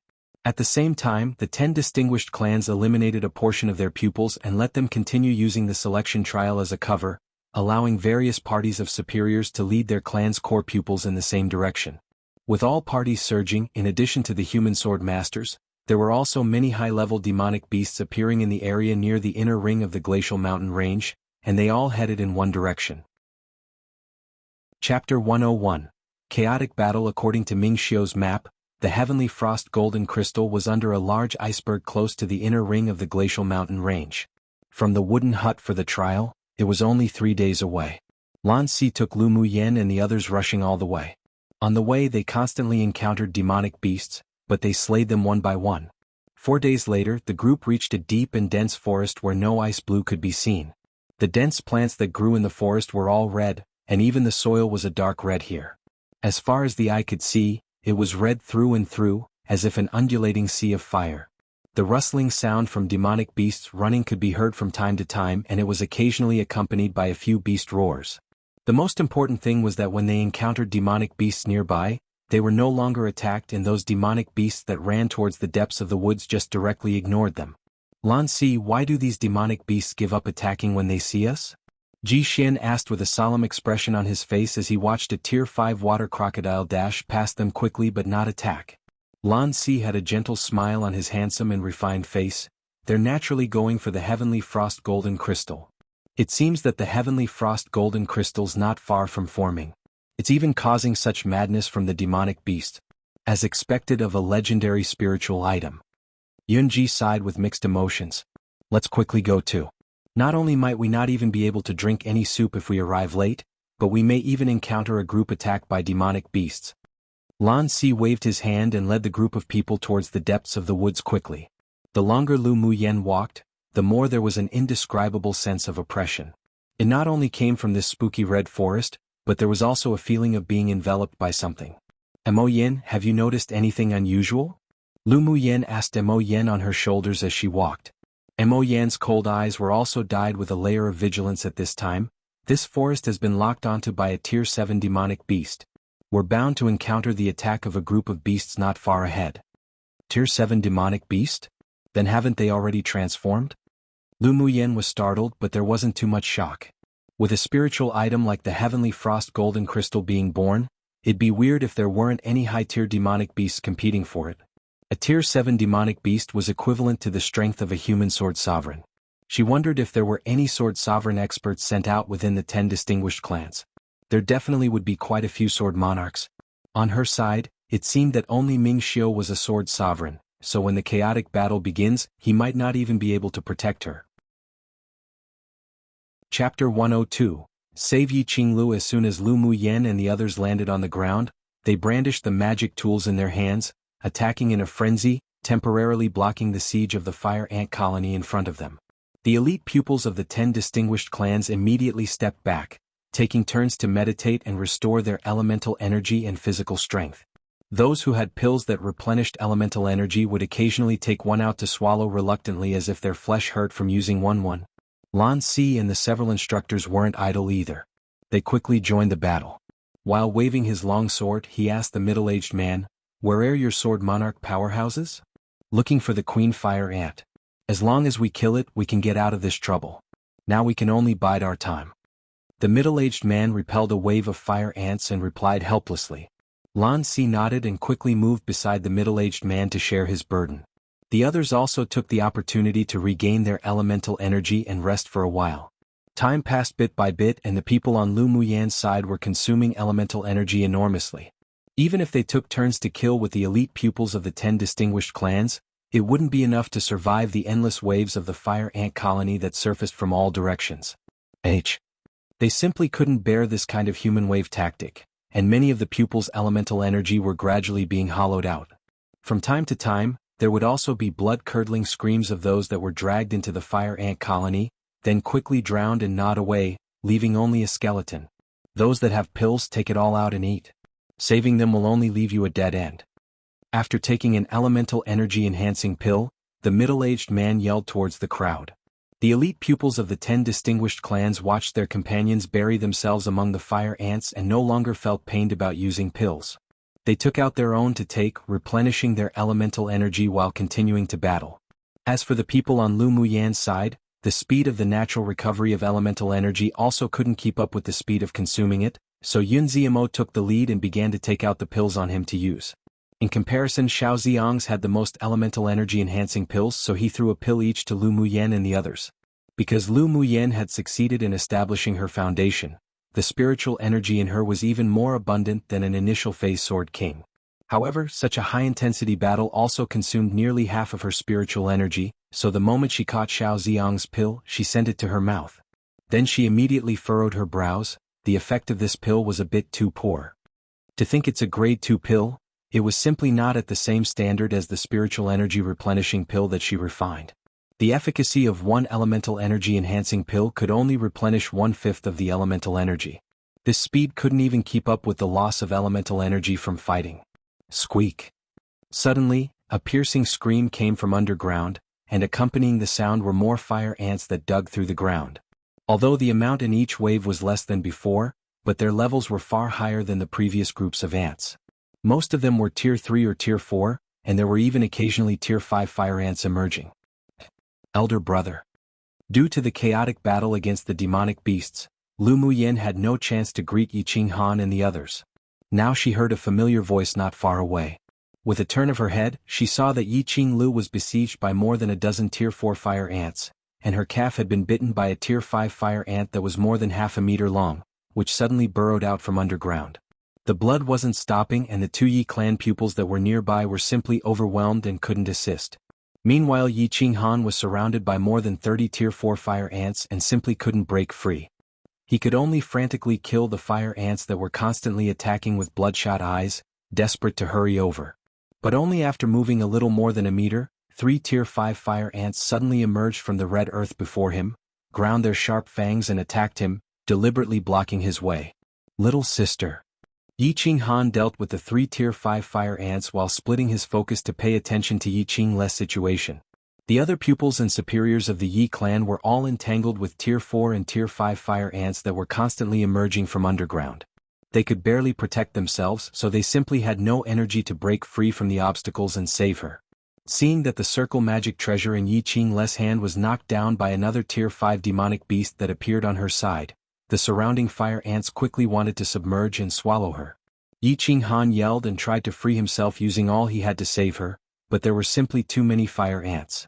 Just as he killed one, there would be another 2 more to besiege him. His sword aura was constantly being brandished, but his pace simply wasn't fast enough. Come and read on our website Wuxia World site. Thanks. His body trembled slightly, his heart palpitated fiercely, and his eyes were bloodshot, staring at Yi Qing Lu being besieged by fire ants. Yi Qing Le's situation also attracted other people's attention. After all, she was the treasured daughter of the Yi clan's patriarch, and if something went wrong with her, no one could explain themselves. Chapter 103.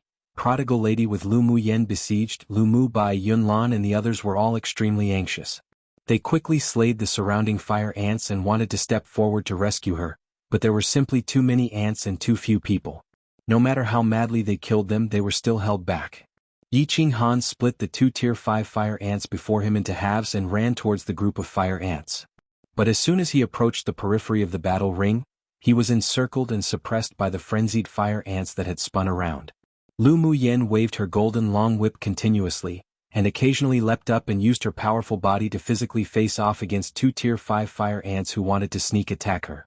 The 2 Tier 5 fire ants, with extremely tough bodies that shone with a cold red glow all over, when colliding with Lu Muyan, were repelled back, and their eyes revealed some confusion. When did the body of a human become so strong and hard? Yi Qing Lu ate all the pills that Lu Muyan had given her.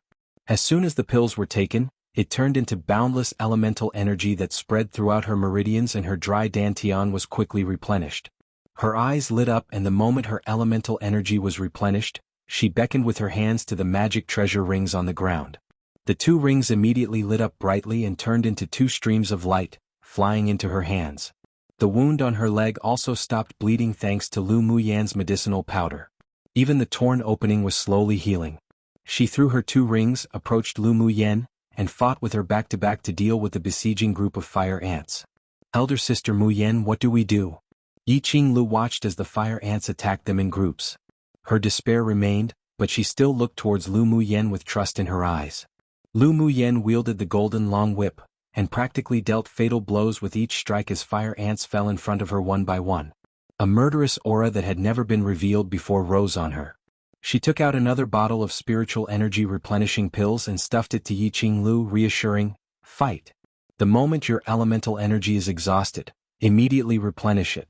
You must protect yourself well." "Yes." Yi Qinglu took the white porcelain bottle that still carried Lu Muyan's body temperature. Seeing that at the same time as brandishing her long whip, she still unconsciously protected her from harm, a warm current rose in her heart. Aside from her elder brother, Lu Muyen was the first person to protect her with her life, and her eyes couldn't help but feel a little moist. Lu Muyen controlled the shield in front of her and separated it into 4 afterimages, enclosing Yi Qinglu within. Then she narrowed her eyes and her lips rose in a daring arc. She tapped her foot lightly and flew straight into the group of fire ants. Did Lu Muyen go crazy? Not far away, those that slayed the fire ants while also focusing on Lu Muyan's battle saw her rush into the group of fire ants as if she were seeking death and couldn't help but let out a sound of surprise. "Yenner." Lu Mu Bei's expression changed drastically. Although he knew that his younger sister wouldn't do impulsive things if she didn't have any certainty, but he still couldn't help but feel his heart rise and hover in his chest. He headed towards Lu Muyen as he killed Muyen. Yun Lan, Qi Xian and the others were also taken aback by her actions. Such behavior was undoubtedly suicide. What was wrong with her? Yi Qinghan gritted his teeth, suppressed the shock and worry in his heart, then madly killed the fire ants to break through and join Lu Muyen. Lan Si, who had been able to temporarily free himself, couldn't help but reveal a worried look and headed quickly in Lu Muyen's direction. He couldn't let her fall here. Not far away, Lu Xiang, who was dealing with more than a dozen Tier 3 fire ants, revealed a gloating smile in her eyes. Lu Muyen, this trash was really stupid. She actually put herself in such danger for Yi Qinglu, and now she acted even more stupidly, rushing into the group of fire ants to seek death. It seemed that even without her needing to act, this trash would still die without a grave. Xueling and Xianing Xian also had the same thoughts as her. They all wished that Lu Muyen would just be torn apart and swallowed by the fire ant colony. When everyone all thought that Lu Muyen wouldn't live long, suddenly, a white shadow quickly shuttled through the crevices between the fire ant colony. Her golden long whip was fast, accurate and ruthless, piercing the weakest part of the fire ant's head where the demonic crystal was, either shattering the demonic crystal or pulling it out. Come and read on our website Wuxia World site.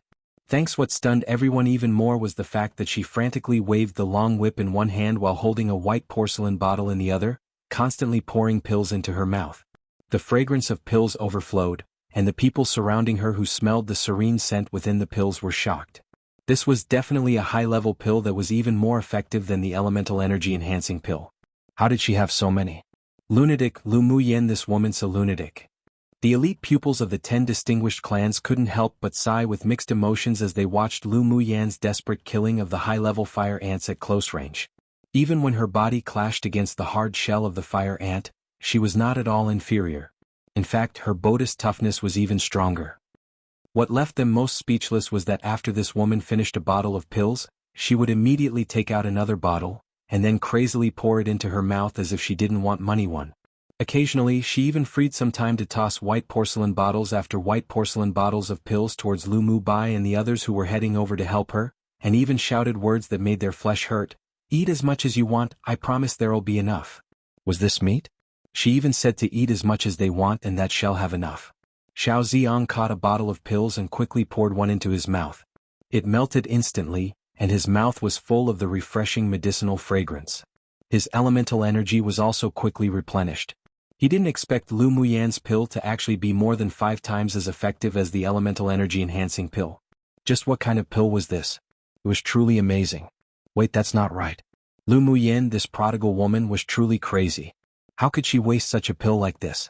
Lu Muyen, you lunatic woman, don't be so prodigal. Save a bit, save a bit. Xiao Ziong put the bottle away and shouted to Lu Muyen. As an alchemist, he firmly could not tolerate such prodigal behavior. Lu Muyen, this woman was just a complete prodigal lady. She might not feel distressed, but he felt distressed for her. Lu Muyen poured a few pills into her mouth, then when she heard Xiao Ziong's shout, the corner of her lips couldn't help but twitch. Just look at what's happening right now and he still wants to fuss about this? She lacked everything, but she just didn't lack this sort of low-level pill. Before coming to the glacial mountain range, she had already thought of numerous hazards, bought a bunch of spiritual herbs, and refined nearly 100 bottles of spiritual energy replenishing pills for emergencies. Idiot. Hearing Xiao Ziong still yelling, Lu Muyen glanced at him disdainfully and cast a look that made him shut up. Xiao Ziong felt that he was going crazy. Lu Muyen, that prodigal lady, just what sort of look was that? Was this how one squandered? Those were pills, not candy. Lu Muyen would naturally ignore Xiao Ziong's lamenting look. As soon as her spiritual energy was exhausted, the pills would immediately follow to replenish it. The golden long whip in her hand didn't stop for a moment, and whip by whip, it stabbed towards the fire ants around her. All everyone saw was a woman in white with an elegant figure, nimbly waving her long whip that shimmered with golden light. Her figure, like a ghost, wandered unbridled through the fire ant colony. Wherever she went, there would definitely be a fire ant with a bloody hole on its head where its demonic crystal had been lost. The thing that drove them completely nuts was that every few moments she would take out a bottle of pills, that even made them be unable to restrain their desire for it, then pour them into her mouth as if she didn't want money. How wild and arrogant her attitude was, and yet she gave people a feeling that this was how she was meant to be. But many people were still bleeding in their hearts. Lu Muyen, could you not be so luxurious? Many people had the urge to go up and snatch the porcelain bottle from her hand to stop her prodigal behavior. This woman wasn't only a complete battle lunatic, but also a complete prodigal lady. This was the deepest impression that Lu Muyen left on the elite pupils of the 10 distinguished clans during this battle. One popular Chinese colloquial saying that basically means someone doing something just completely without a care, usually used to describe someone doing something that appears really stupid and unprofitable. Chapter 104, Be Prodigal Together, Refreshing. Lu Muyen's fierceness and madness not only stunned the surrounding sword masters but also completely angered the besieging fire ant colony. Watching this petite human female pierce and kill their companions to the ground one by one, under the shrill command of a few Tier 5 fire ants, all the fire ants that were besieging the others turned around. With little crimson eyes, they also crawled in her direction with madness. Standing on Lu Muyen's shoulder, Mo Yen was always ready to release the pressure of a king-class demonic beast, using his innate talent to suppress them. But he didn't want to expose it in front of all these people unless it was the last resort, otherwise it'd be detrimental to Lu Muyen. What are you all doing looking stunned? Yi Qinghan finally broke through to Lu Muyen's side and stood side by side with her in a protective stance.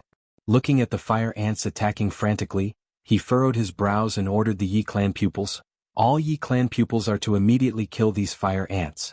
Offenders shall be dealt with according to the clan disciplines. Obeying the young lord's command, the Yi clan's people who were dumbfounded by Lu Muyen's behavior heard Yi Qinghan's roar and came back to their senses. They took up their magic treasures and leapt towards the periphery of the battle ring to slaughter the fire ants.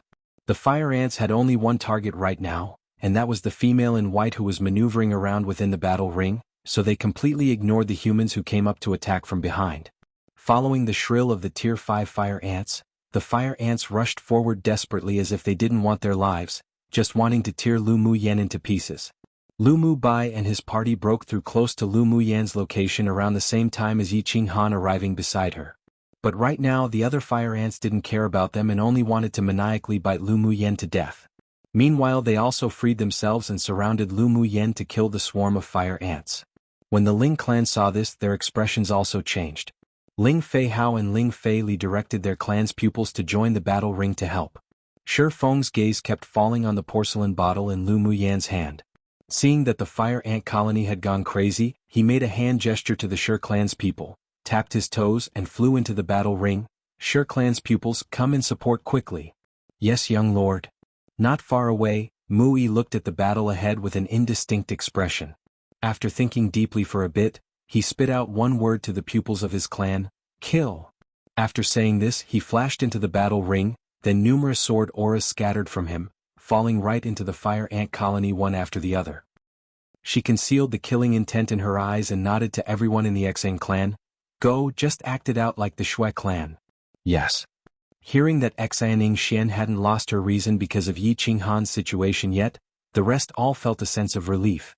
From their perspective, Yi Qinghan's actions to protect Lu Muyen was only normal. After all, Lu Muyen was trapped in the battle ring by the fire ants because she went to save his younger sister. But no one dared say anything in fear of angering their temperamental eldest young Mississippi. The targeted attacks of the fire ant colony saved the other people a lot of trouble. They only needed to kill them one by one from the back, and they rarely encountered any counterattacks. When their elemental energy was almost exhausted, they would take turns to replenish and rest. After all, they weren't as prodigal as Lu Muyen, and they didn't have that many pills on them to squander either. This was precisely the disparity between them. Mo Yen, can you detect whether the sword monarch powerhouses of the 10 distinguished clans have found the queen fire ant or not?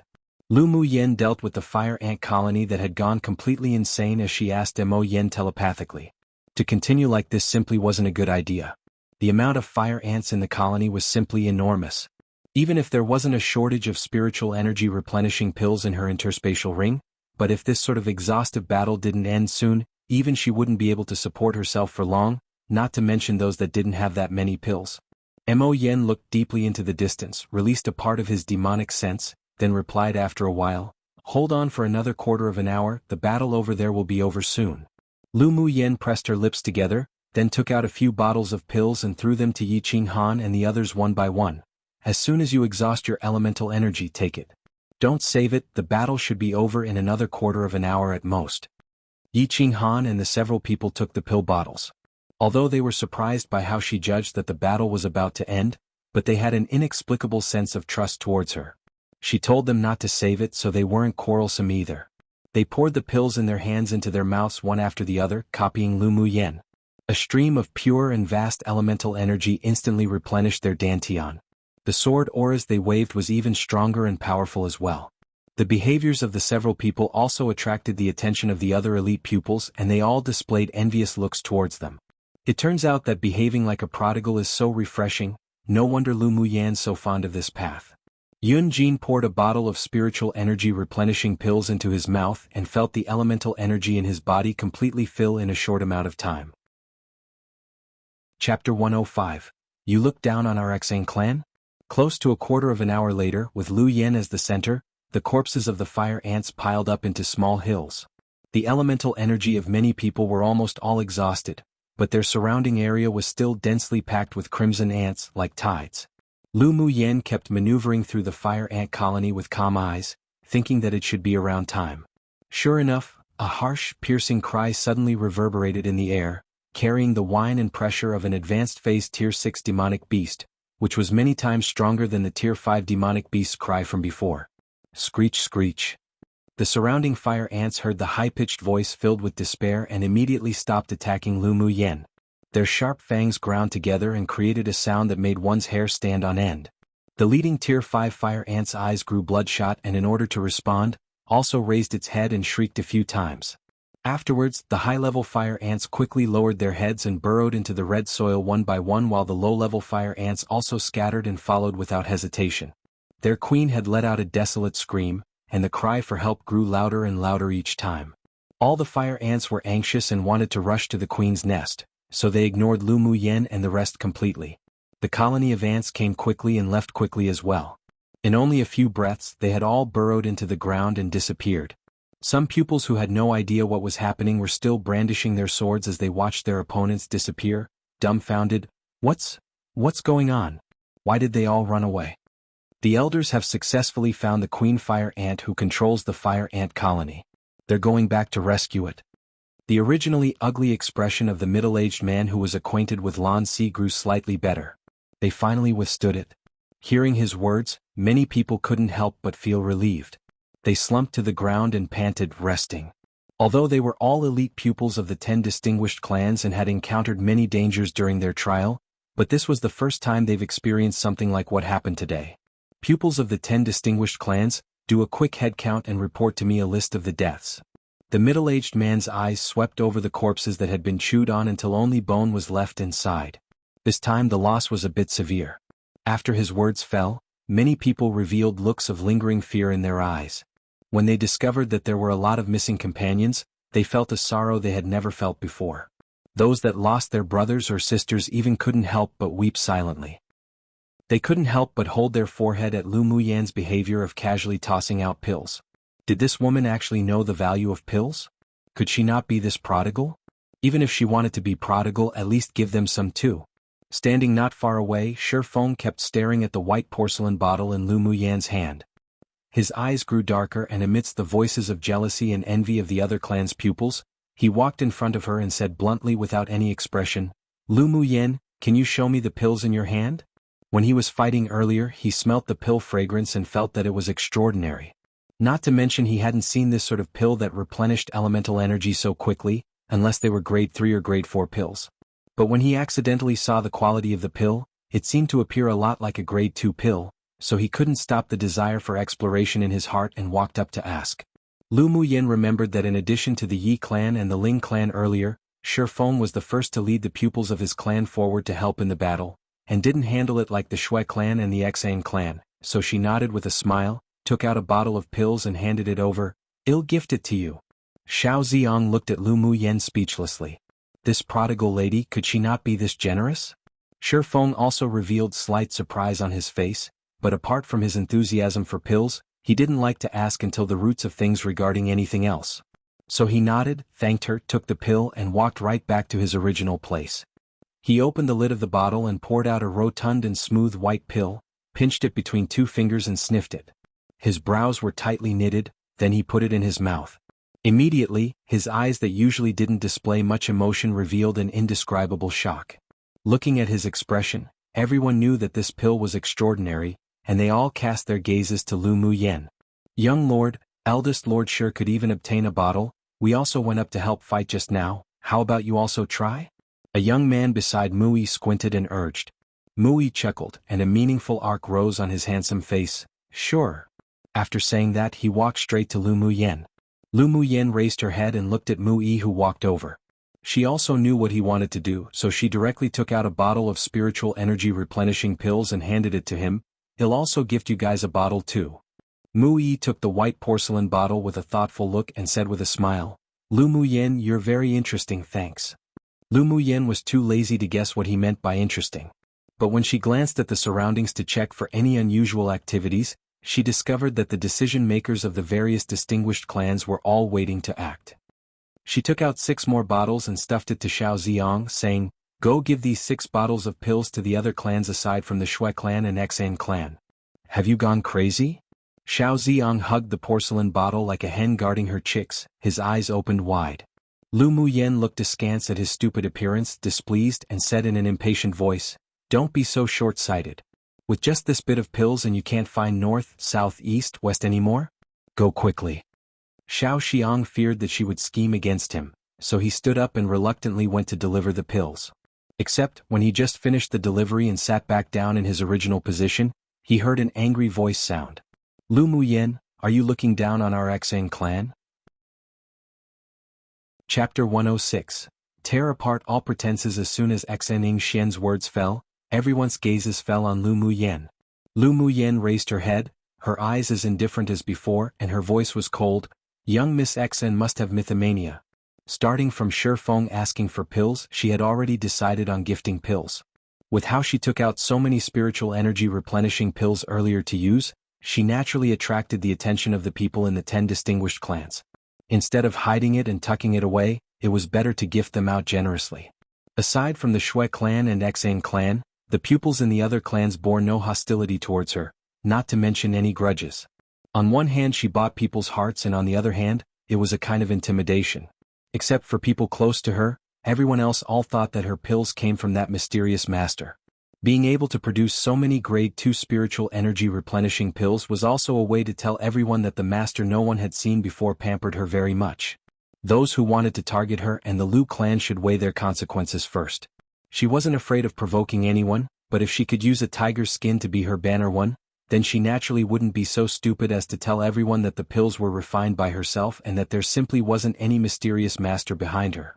Xan Xian was choked by Lu Muyan's words, especially when she saw Yi Qinghan cast a cold and displeased look at her.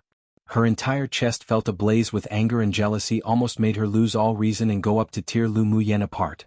"If you don't look down on the Xan clan, then why did you gift pills to the 10 distinguished clans, all but the Xan clan and Shui clan?" Xan Xian was able to get along so well in the Xan clan like fish in water not only because of her father. She was wild and arrogant but wasn't completely brainless. After thinking a little, she suppressed the anger in her chest and pulled the Shui clan down the water together. After hearing Xian Xian's words, both the Xian clan and the Shui clan's pupils revealed indignant expressions.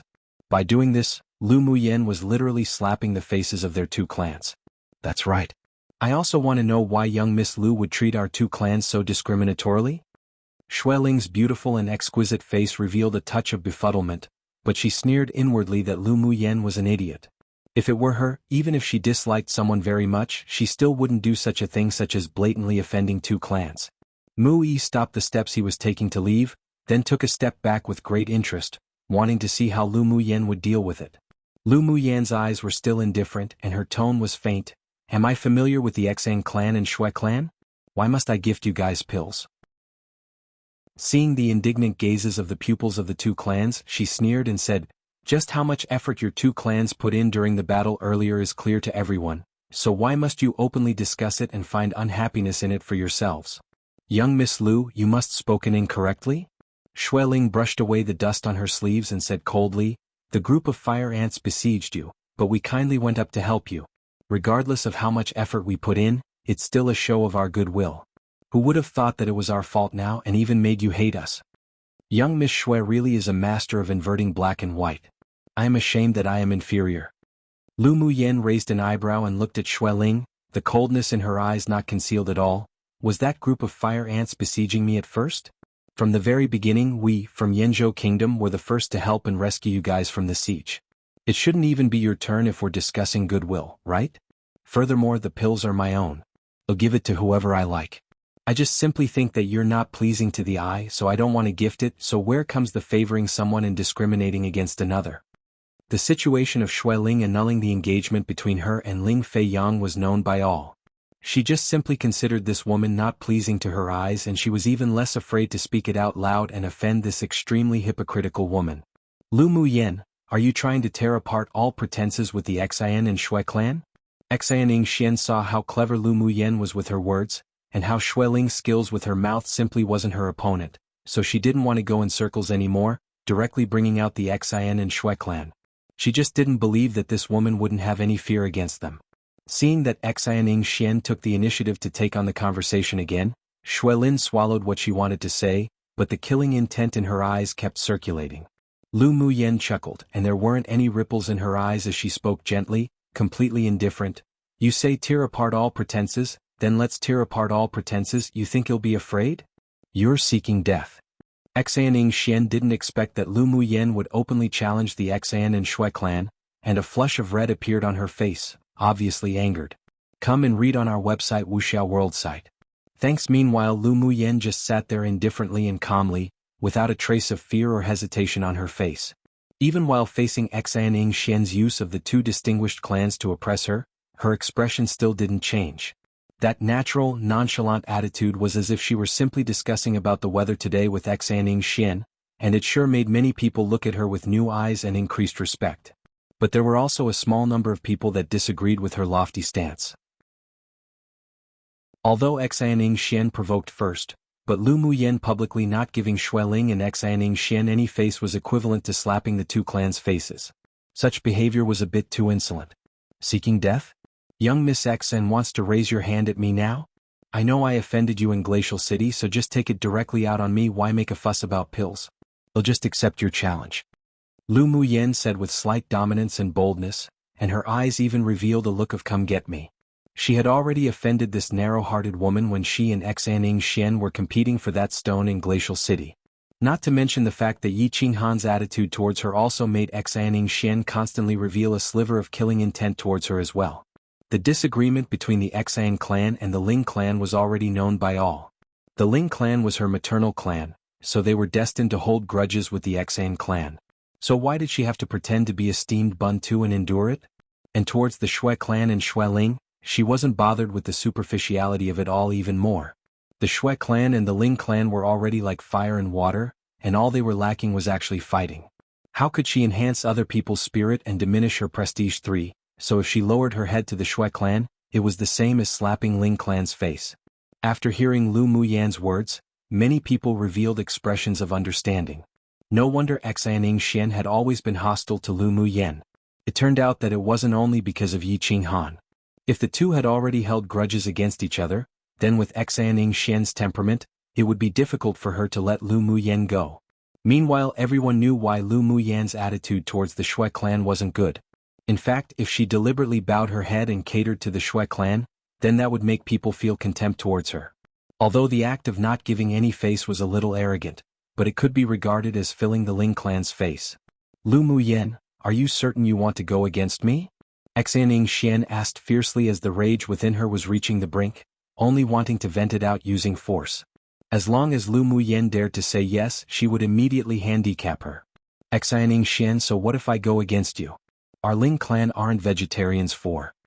Ling Feihao snapped the branch in his hand and looked at Xianing Xian as he said coldly. Yi Qinglu also walked to Lu Muyen's side, staring coldly at Xianing Xian and Xueling, revealing a rare grim expression and said, Elder Sister Muyen was besieged by fire ants to save me. If you have any complaints, you can direct it to me and our Yi clan will accompany you at any time. Since the two women opposite used the Shui clan and Xang clan to pressure Lu Muyen, Yi Qinglu also unconsciously mentioned the Yi clan. Since they're threatening, why not everyone do it together? Who's afraid of who? Yi Qinglu, this is between us and Lu Muyen. What do you mean by sticking a leg into this business? 5? Xianing Xian had never only hated Xueling, that one woman, but also Yi Qinglu, who had never had a good attitude towards her. Now she added another Lu Muyen. Yi Qinglu put her hands on her little pretty waist, raised an eyebrow and said, Elder Sister Muyen's business will be my business from now on. If you dare bully her one bit, I'll pay you back tenfold. After she finished speaking fiercely while glaring, she turned to Yi Qinghan to seek praise and said, Right, elder brother. Yi Qinghan thought it funny as he clenched his fist, brought it to his mouth and coughed into it. Then he nodded solemnly, Lu Muyen is our Yi clan's benefactor. Whoever touches her is equivalent to opposing our Yi clan.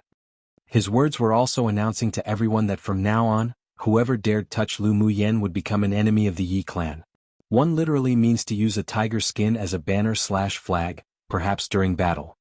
Figuratively means to intimidate someone by using the power of another, often to trick someone. 2 internet slang meaning to act weak and hopeless. I guess just imagine how soft buns are.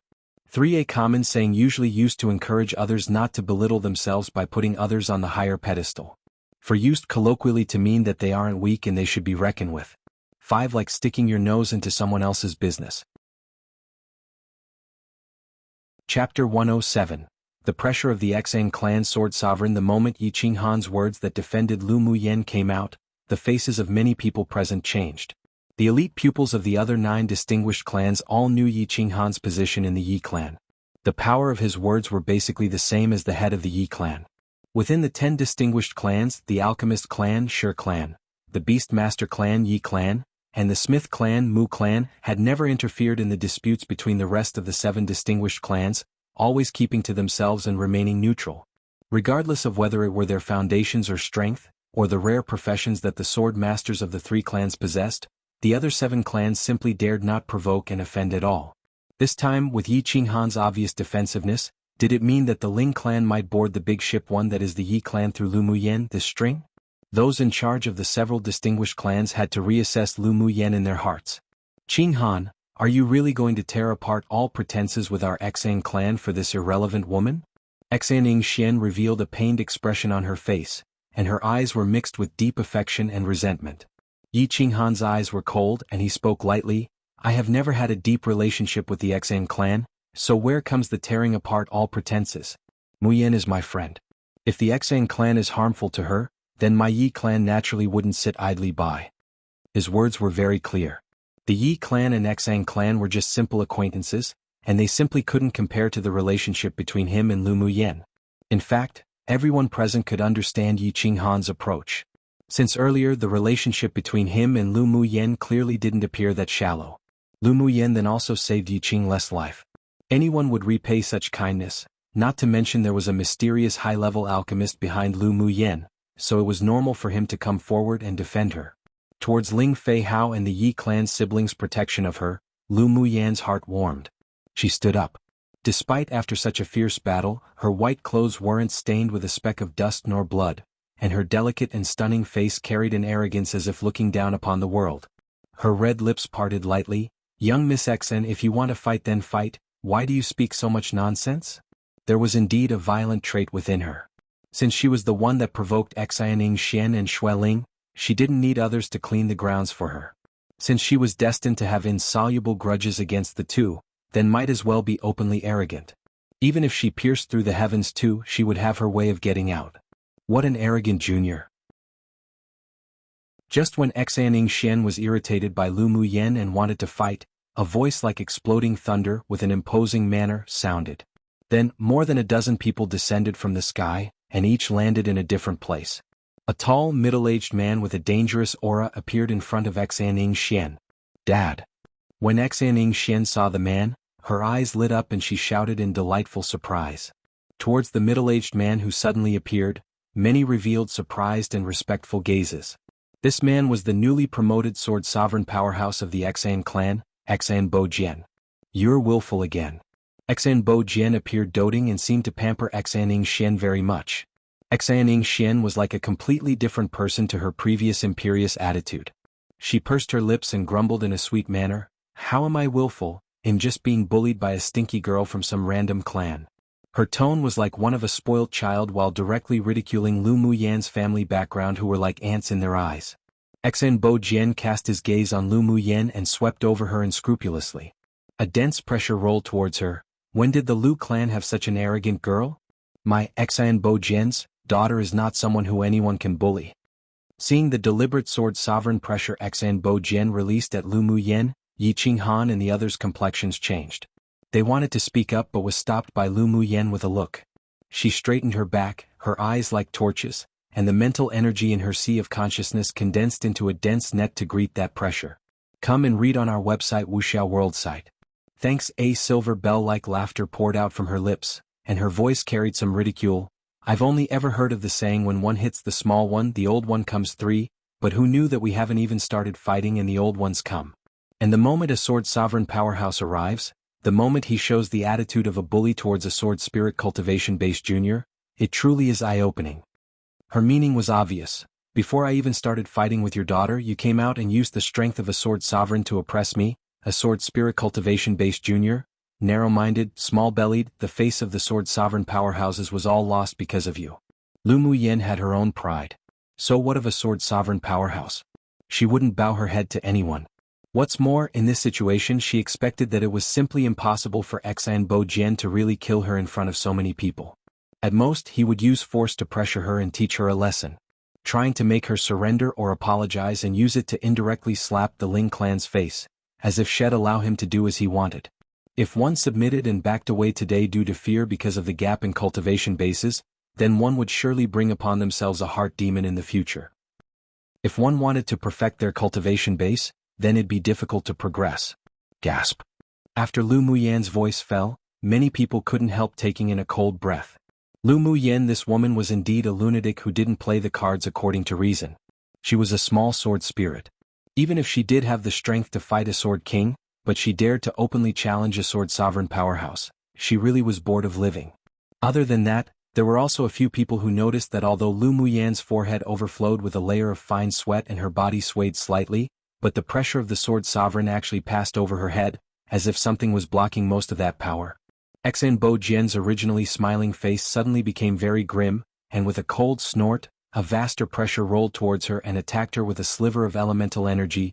Junior, do not dare to be so wild. Lu Muyan's eyes grew slightly colder and her upright back remained unchanged. Her mental energy turned into numerous invisible dense nets, blocking most of the pressure and elemental energy's momentum. Although her spiritual sense was very strong and her mental energy was rarely matched by others, but because of the suppression of the laws of heaven and earth, plus the huge gap in their cultivation base, she just felt hot blood rise from her chest and a trace of blood flowed from her lips. She closed her eyes and the plain white clothes that wrapped around her petite and exquisite body billowed in the wind. She stood still, unyielding, her face still calm as usual, composed as if a blooming snow lotus, proud and independent and stunningly beautiful. Mo Yen, constantly be prepared to use the secret skill. Lu Muyan's voice sounded in Mo Yan's sea of consciousness. A rare trace of scarlet mixed with coldness appeared in his usually indifferent eyes. All right. Xian Bo Jian saw that Lu Muyen actually withstood the pressure that was mixed with some elemental energy of a sword sovereign without a change in expression. Although he didn't use his full strength, but if it were a normal sword spirit, they'd probably have long flown out and bled profusely. Severe injuries were inevitable. The invisible force that blocked his pressure made his heart sink. Just what sort of secret did this Lu Muyen possess? Could it be protection from a spirit treasure? Because Lu Muyen's mental energy barrier was quite special, as long as she deliberately suppressed it, there wouldn't be any large fluctuations. So people, including Xian Bo Jian, all never would have thought that it was the mental energy released from her sea of consciousness that withstood the pressure. One board someone's ship/boat, meaning to become allies with someone. Usually positive and used to express how lucky the person/people are, but there are negative examples. This one is positive. 2. To pierce through the heavens usually means that someone is in big trouble because of what they did or said, etc. Usually used with even if, such as in this situation. 3. Literally describing a situation where after a child of the family get bullies, the seniors in the family come, i.e., parents. Usually used as a phrase of ridicule to call someone weak for needing to rely on their parents. Chapter 108. Kneel and admit your wrongs to my daughter. When Lu Mu Bai stretched out his hand to draw his sword, and when Yi Qing Han and the leading sword monarch powerhouse of the Ling clan was about to step up to speak, Lan Si suddenly walked in front of Lu Muyen. Senior Xian Lu Muyen is a student of our Empire Academy and even one of the elites of the younger generation of our Yanzhou kingdom. She is relatively young and impulsive, so if there is any offense, I ask that senior excuses and forgives and not fuss over this with this junior. Then he flicked his sleeves lightly and an invisible wave dissolved the last bit of pressure that enveloped Lu Muyen. His handsome and elegant face still carried with it a gentleness, appearing as if a jade-like gentleman. Except the forcefulness his words carried couldn't be ignored. Lu Muyen shouldn't tolerate having the sword sovereign of the Xian clan teach her a lesson. Although Yanzhou kingdom wasn't as strong as the overall strength of the 10 distinguished clans, but their foundation wasn't weak at all. The sword sovereign powerhouse of the imperial family wasn't just a little bit stronger than Xian Bo Jian. As soon as Lan Si appeared, Lu Muyen felt the taste of blood in her chest dissipate. She was a little surprised inwardly. What did this fox want to do? Suddenly, the gentle voice of a male like spring water sounded in her sea of consciousness. I'll take care of this matter. Lu Muyen was naturally not afraid of Xian Bo Jian. Although she was only a sword spirit after she established her foundation, but her strength was actually equivalent to a peak phase sword king, and her spiritual energy was even richer and purer. She even had countless methods plus Mo Yan's secret skill, so although yes she couldn't beat Xian Bo Jian, but it was possible to escape from his grasp. It was just that if they really had to walk until that point she and Mo Yan would have to pay some prices. Now that Lan Si stepped up, she wouldn't be foolish and let emotions affect her decision, so she replied with an, "All right." Then stood behind Lan Si and watched quietly for any changes. "Lan boy, are you threatening me with Yanzhou kingdom?" Xian Bo Jian's expression wasn't very good, and his voice was cold. Lan Si was neither humble nor haughty as he smiled handsomely and elegantly like the spring breeze and said, "This junior does not dare, but before we came to the glacial mountain range the emperor and imperial teacher ordered this one to take care of Lu Muyen, not allowing any accidents to occur to her. So this junior could only thicken my face and request senior to give some face." He didn't think that Lu Muyen did anything wrong. From the very beginning it was the young miss from the Xian clan that was aggressive and pressing. To think this sword sovereign powerhouse wasn't embarrassed to involve himself in the situation between the younger generation. Lan Si sure felt like he lost face for him. If Xian Bo Jian didn't give face, then he could only tear apart all pretenses. Lu Muyen wasn't just the granddaughter of the Ling clan's patriarch but also a trial student of Yanzhou kingdom. Plus, he also had some selfish motives, so as long as he was here, he'd definitely protect her. I need to give a young boy who had only recently advanced to sword monarch some face? No wonder the students of your Empire Academy are so wild. It turned out that they were all like your principal, being taught verbally and by example. Before advancing to a sword sovereign, Xian Bo Jian had a deep grudge against Yuan Li, and even had a sense of hatred towards the entire Empire Academy of Yanzhou Kingdom because of it. So towards Lan Si, who was also a teacher of the Empire Academy, he also disliked. And Lu Muyen wasn't only a student of Yuan Li's academy, but also a part of the Ling clan, their enemy they want to eradicate. That's why today he would lower himself and use his daughter's words to take advantage of the situation and humiliate Lu Muyen. As such, he could not only slap Yuan Li's face, but also let the Ling clan lose face together. Originally he thought that Lu Muyen, that little junior, would definitely be forced to subdue. Then Hell let her bow and apologize to his daughter in public, humiliating the Ling clan as well, but he didn't expect that this stinky girl was a person who knew no fear and was an exceptionally arrogant tough bone. The fact that Lu Muyen refused to lower her head and even spoke with ridicule not only let him not achieve hitting Ruan Li and Ling clan's face, but actually allowed someone to say that he, a sword sovereign, oppressed the weak. This feeling of being confronted and counter-slapped in the face by a junior truly made him angry. He was precisely oppressing the weak, but what can anyone do to him? The most important thing was that there was an intuition deep in his heart that he must not let go of Lu Muyen, this little junior, today, otherwise there'd be endless troubles in the future. Lan Si's handsome and elegant face was also dyed with a bit of anger. If it weren't that his identity couldn't be easily exposed, he definitely would have torn Xianbo Jian's body into thousands of pieces. Then what does Senior desire? Come and read on our website Wuxia World site. Thanks. In fact, we don't need to fight like this either. As long as the girl of the Lu clan kneels down to my daughter and admit her wrongs, then this matter will be over. Otherwise don't blame me for not being courteous. Xianbo Jian looked at Lan Si and Lu Muyen with belittling and despise. He really didn't put these two people at heart. An unprecedented storm was brewing in Lan Si's eyes, and the slender fingers under his sleeves were prepared to form seals. Lu Muyen sneered and said in an extremely arrogant manner, "Sure enough, both father and daughter all have mythomania. The upper beam is not straight, so the lower beam's crooked too. One. Make her kneel? What a huge joke. She, Lu Muyen, hasn't bowed down to anyone in her 2 lives. A puny Xianbo Jian was worthy?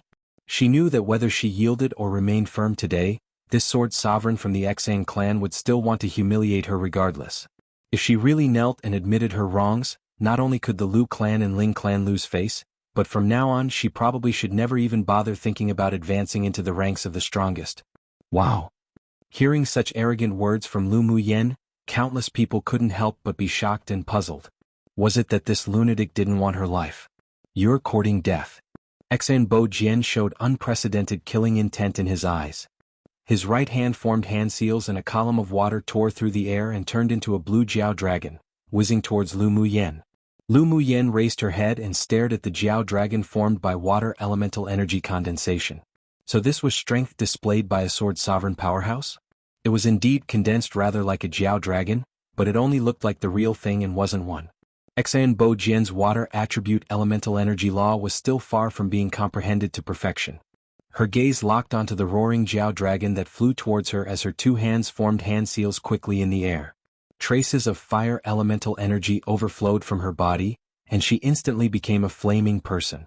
Roar! A fire dragon rushed out from behind her with thunderous momentum, raised its head in the air and roared. There were transparent jade runes that wound around the fire dragon, constantly circling the dragon's body, looking mysterious and unusual. The water Jiao dragon, with the elemental energy pressure of a sword sovereign powerhouse, wiped out everything in its way as lines upon lines of cracks formed, like autumn wind sweeping away fallen leaves, directly attacking towards Lu Muyen. Lu Muyen's eyes remained cold, and her face was still light like the wind and clouds as her slender jade-like hands flipped a few times. Her lips spit out a word gently, "Go!" All one saw was the fire dragon whistle into the sky from behind her, as if stepping on clouds and mist. With a spin, it directly greeted the Jiao dragon. The one water one fire elemental energy condensation of the 2 people stunned everyone. But everyone could all feel that in resemblance to the real thing, Lu Muyen's appeared to be closer. But it was a pity that due to the difference in cultivation base in terms of the pressure and momentum, the fire dragon was still a lot weaker than the water Jiao. Lu Muyen never expected her own fire dragon, made from fire elemental energy condensation, could win that water Jiao. The difference in cultivation base was too big and simply couldn't be remedied. But she added the Azure Dragon token of the 4 symbols array into the condensed fire dragon. This was her real intent. She couldn't hurt Xianbo Jian, but even if she was severely injured, she must take this blow. This was her Lu Muyen's pride. Boom boom. The blue Jiao dragon and the scarlet fire dragon roared ferociously and bit towards each other's neck. One used to say that the person below behaves unworthily because those above them do precisely that. In this case, used to say that the daughter behaves so unworthily because her father behaves like that. Random side note. Man Junjiu Link drama was a fun watch. Maybe a 9 out of 10 for me, maybe even 10 out of 10. My view is obviously very subjective, and there definitely needs some suspension of disbelief when watching, but it's meant to be a fun angstless watch emo. It actually feels like a drama that might follow the novel's plot quite closely because the situations that occur appear a lot in historical novels that I've read but hardly appear in actual drama, maybe because of that suspension of disbelief. And yet I love it so much. Especially a female lead who's actually intelligent and mentally strong. Man, but why is an intelligent and strong female, doesn't even have to be physically strong, that hard to adapt into drama? So many dramas have been butchered because of that. I never watched those. Now I wonder if Rookie Agent Rogue will be too dark/political/heavy for me? Zanilia Zhao's, aka Zhao Liying's, dramas are usually good, but there were some I didn't watch because the plot wasn't my cup of tea. Let's see how this goes. Chapter 109. Although defeated, but with honor. When the two clashed, the power of the blue and red instantly burst into a dazzling light. The earth trembled and shook a few times as the overflowing power of the two swept across the surrounding area. Everyone quickly mobilized the double-layered defense of an elemental energy shield plus a defense-type magic treasure. Crack. The surrounding trees all collapsed, creating loud cracking noises. Lu Muyen started fixedly at the cluster of light in midair. The fire dragon gradually disappeared, and although the blue Jiao's color dimmed quite a bit, it still flew towards her with terrifying force, breaking through the red, foggy light without stopping. Most of the spiritual energy within her body was used for the fire elemental energy condensation. She could only use the remaining bit of spiritual energy to turn into a transparent circle of light to envelop herself. With a snap of her fingers, the jade runes on the fire dragon instantly rotated. A palm-sized jade-colored transparent azure dragon emerged from the disappearing fire dragon and arrived first in front of Lu Muyen at the speed of lightning. Boom boom. Although the jade-colored rune dragon was small, but the power that burst from within wasn't weaker than the previously condensed fire dragon. After a few loud blasts, the blue Jiao dragon and the jade-colored rune dragon both vanished into oblivion in this world. Piu. After all the light curtains dissipated, Lu Muyen spewed out a few mouthfuls of blood and her body was blown back by the blue Jiao dragon's remaining force. Yener. Mu Yen. Lu Muyen. Elder sister Mu Yen. Different voices sounded at the same time in anxiety and worry. Her feet kept sliding backwards and her waist-length black hair flew, unbridled. A few more mouthfuls of blood spurted out, then finally she stopped at around 100 meters away. She held her chest and stabilized her figure with a stream of blood flowing out of her lips. Her face remained unchanged as she raised her head, her eyes looking at Xen Bo Jian with endless coldness, and said, "Today's blow, I took it. It will be returned 100 times in the future." The current her couldn't be considered fine. Her abdomen was churning with blood and force, obviously having suffered internal injuries. If it weren't that the flesh-refining skill was about to break through to the second layer and her Bodhi's toughness was comparable to that of a Tier 5 demonic beast, she was afraid that a few ribs would be broken today. Ever since arriving at Tianling continent, it was the first time she had been in such a sorry state. But she didn't regret her behavior. What was there to fear? She didn't lose at all in this battle. From the battle with Xen Bo Jian earlier, she understood the strength of a sword sovereign and saw through the gap between herself and a sword sovereign powerhouse. Her desire to grow even stronger was burning fervently. Although Lu Muyen was injured at this time, but her imposing manner had not diminished the slightest. Instead, she unconsciously revealed a sense of dominance, of wildness and arrogance within this world, startling everyone. This woman was definitely a lunatic. She was already vomiting blood and was injured, yet she still dared to speak so harshly against Xen Bo Jian. But many people also acknowledged Lu Muyen's strength in their hearts. After all, one might well ask, who dared to take on a blow from a sword sovereign powerhouse at a sword spirit cultivation base? Although she was severely injured, but she was still like a snow plum, standing proudly in the snow, its delicate fragrance brightening one's eyes. Such courage was worthy of admiration. And her elemental energy condensation, along with the jade-colored rune dragon used later, also made many completely acknowledge her strength. Lu Muyen was not simply a useless vase that only looked good. For a long time now, she was no longer the trash that was once spoken of amongst people. The her today, although didn't have the strength to fight a sword sovereign, but she had an imposing manner no weaker than a sword sovereign powerhouse. The gap in cultivation base opened an insurmountable distance, but many people thought that she hadn't lost. Just from that one confrontation now, although Lu Muyen was defeated, it was with honor. Come and read on our website Wuxia World site. Thanks. Xan Bo Jian obviously didn't expect that Lu Muyen would take on his water jiao made from elemental energy condensation.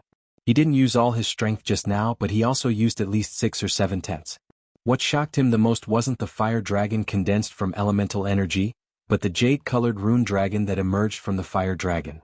That rune dragon actually gave him a faint sense of danger. If Lu Muyan's cultivation base was comparable to his, or was it middle phase sword monarch cultivation base in a battle like just now, he was afraid that he would inevitably be injured. This woman must not remain alive. This was the firm thought that rose in Xan Bo Jian's mind. Presumptuous, go die. Xan Bo Jian also disregarded the dignity of the strong. Provoked by Lu Muyan's words, a huge, dark blue sword appeared in his hand. He channeled 8 or 9 tenths of elemental energy into it, then he swung hard. An even more violent and raging sword aura erupted, which was even stronger than the Jiao dragon made from water elemental energy condensation. The violent gust of wind, combined with a sword aura, headed directly towards Lu Muyan's forehead. Mo Yen. Lu Muyen rubbed the blood on her lips and looked at Xan Bo Jian raising his sword with coldness and indifference in her eyes. Mo Yan's eyes grew cold, and the pressure of a king-class demonic beast gradually spread out. When he was just about to use his innate talent to fight together with Lu Muyen, suddenly a sword aura that was not weaker than Xan Bo Jian's came from the side. Hoo! 2 sword auras clashed instantly, but unexpectedly, it didn't explode with any energy fluctuation. The sword aura that came from the side seemed to carry a power that contained the heaven and earth, instantly merging with Xan Bo Jian's sword aura, and then squeezed out from a small crack in space. Neither of the 2 sword auras affected the people present. Then the space rift that had been forcibly torn open quickly closed and a voice came from Yi Qinghan's direction. Xan Bo Jian, that is enough. Don't lose the face of a sword sovereign powerhouse. At this moment, a handsome and beautiful silver-haired man suddenly appeared beside Yi Qinghan with a very gentle and soft smile on his face, as if he could pardon everything. Seeing that the crisis was temporarily resolved, Mo Yen immediately dissipated the king-class pressure that was about to take form, taking the chance when people weren't paying attention. The demonic energy that was churning inside his body returned to calmness. The hand seal that Lan Si was forming within his sleeves also instantly came to a stop. He calmed down and retracted the power in his dantian that was about to open a layer of his seal. Yi Zhan.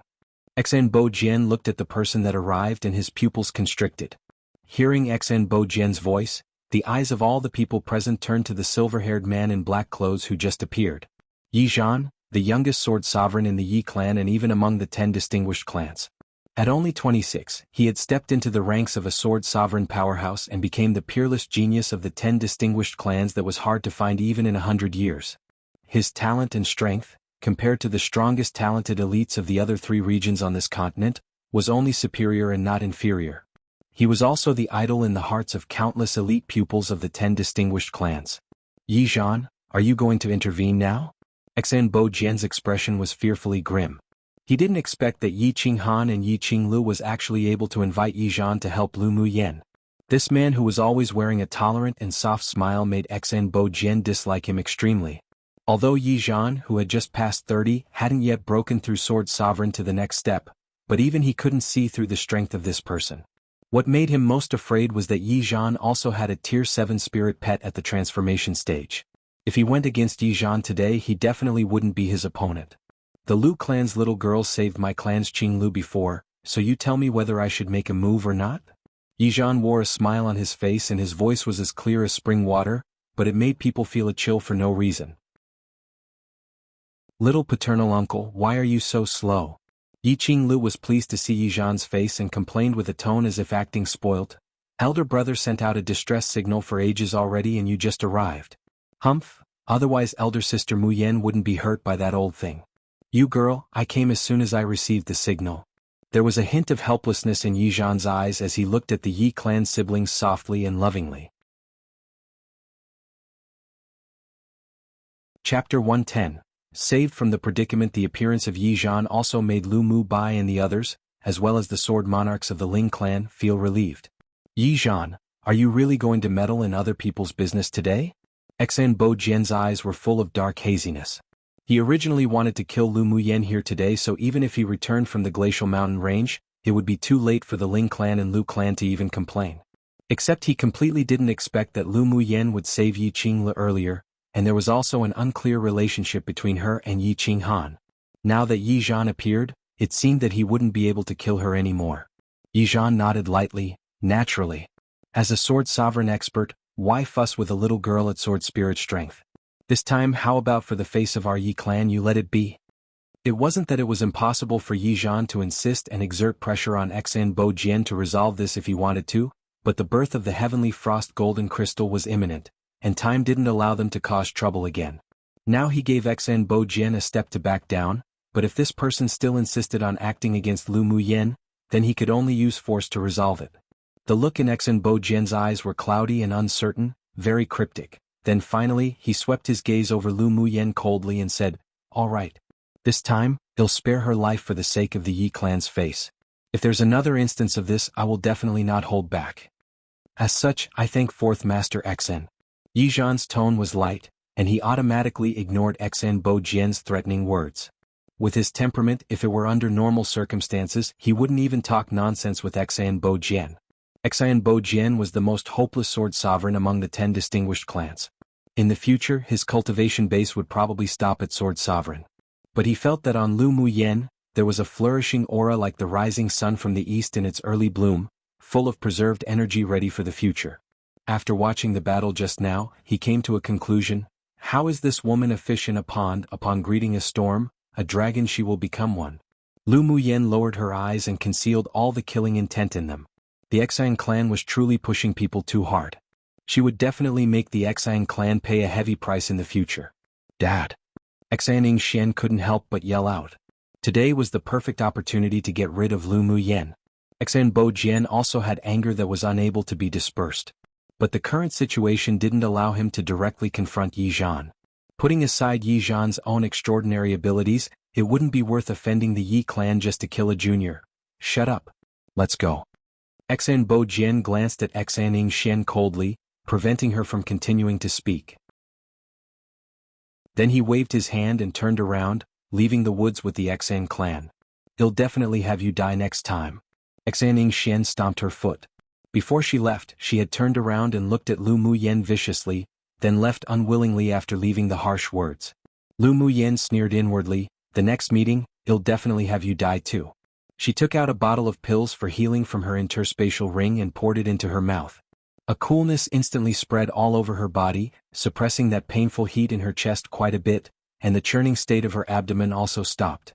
She raised her head and looked at Yi Zhan, saying, "Thank you greatly, Senior, for helping me." She had her ways to escape without Yi Zhan, but she naturally owed a personal favor to this person since he acted. A faint smile rose on Yi Zhan's lips, and his voice was as sweet and cold as spring water. No need. Towards this woman with extraordinary combat power, he still somewhat appreciated, and he knew that she must still have some trump cards unused, otherwise it was impossible for her to face that sword aura that was enough to kill her without any change in expression, remaining calm and composed.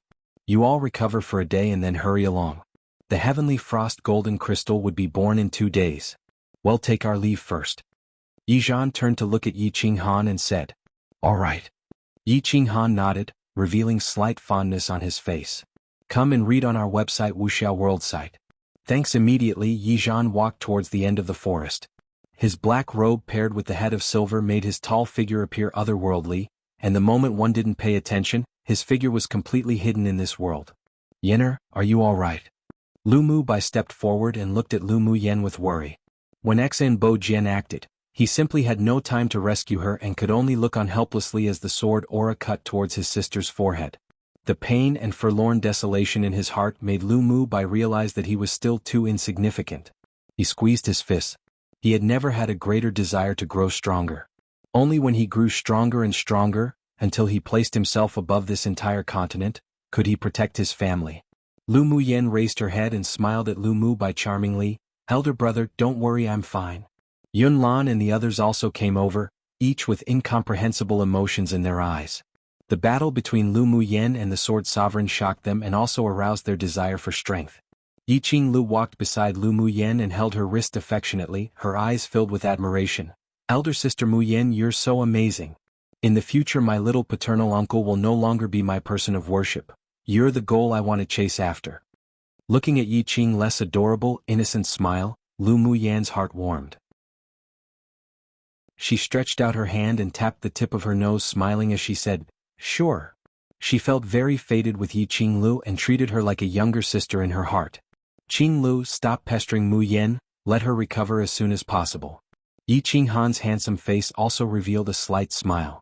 Lu Muyan's eyes were filled with streams of light. "Qinghan, my deepest gratitude." Qinghan's repeated defense for her tonight made her moved. "Why is there a need for verbal gratitude between us?" Yi Qinghan shook his head with a smile. In his heart, he didn't want Lu Muyan to settle everything too clearly with himself. That gorgeous figure had already inhabited his heart. "Then I won't be polite from now on." Lu Muyan's eyes were dyed with some cheeriness. In front of a friend that she acknowledged, she indeed didn't need to be polite in the future. Today's fight must made everyone tired. You all quickly restore your elemental energy and physical strength. There's still a tough battle to be fought later. Lu Muyan saw the concerned and caring gazes surrounding her and suddenly felt a belonging towards this world.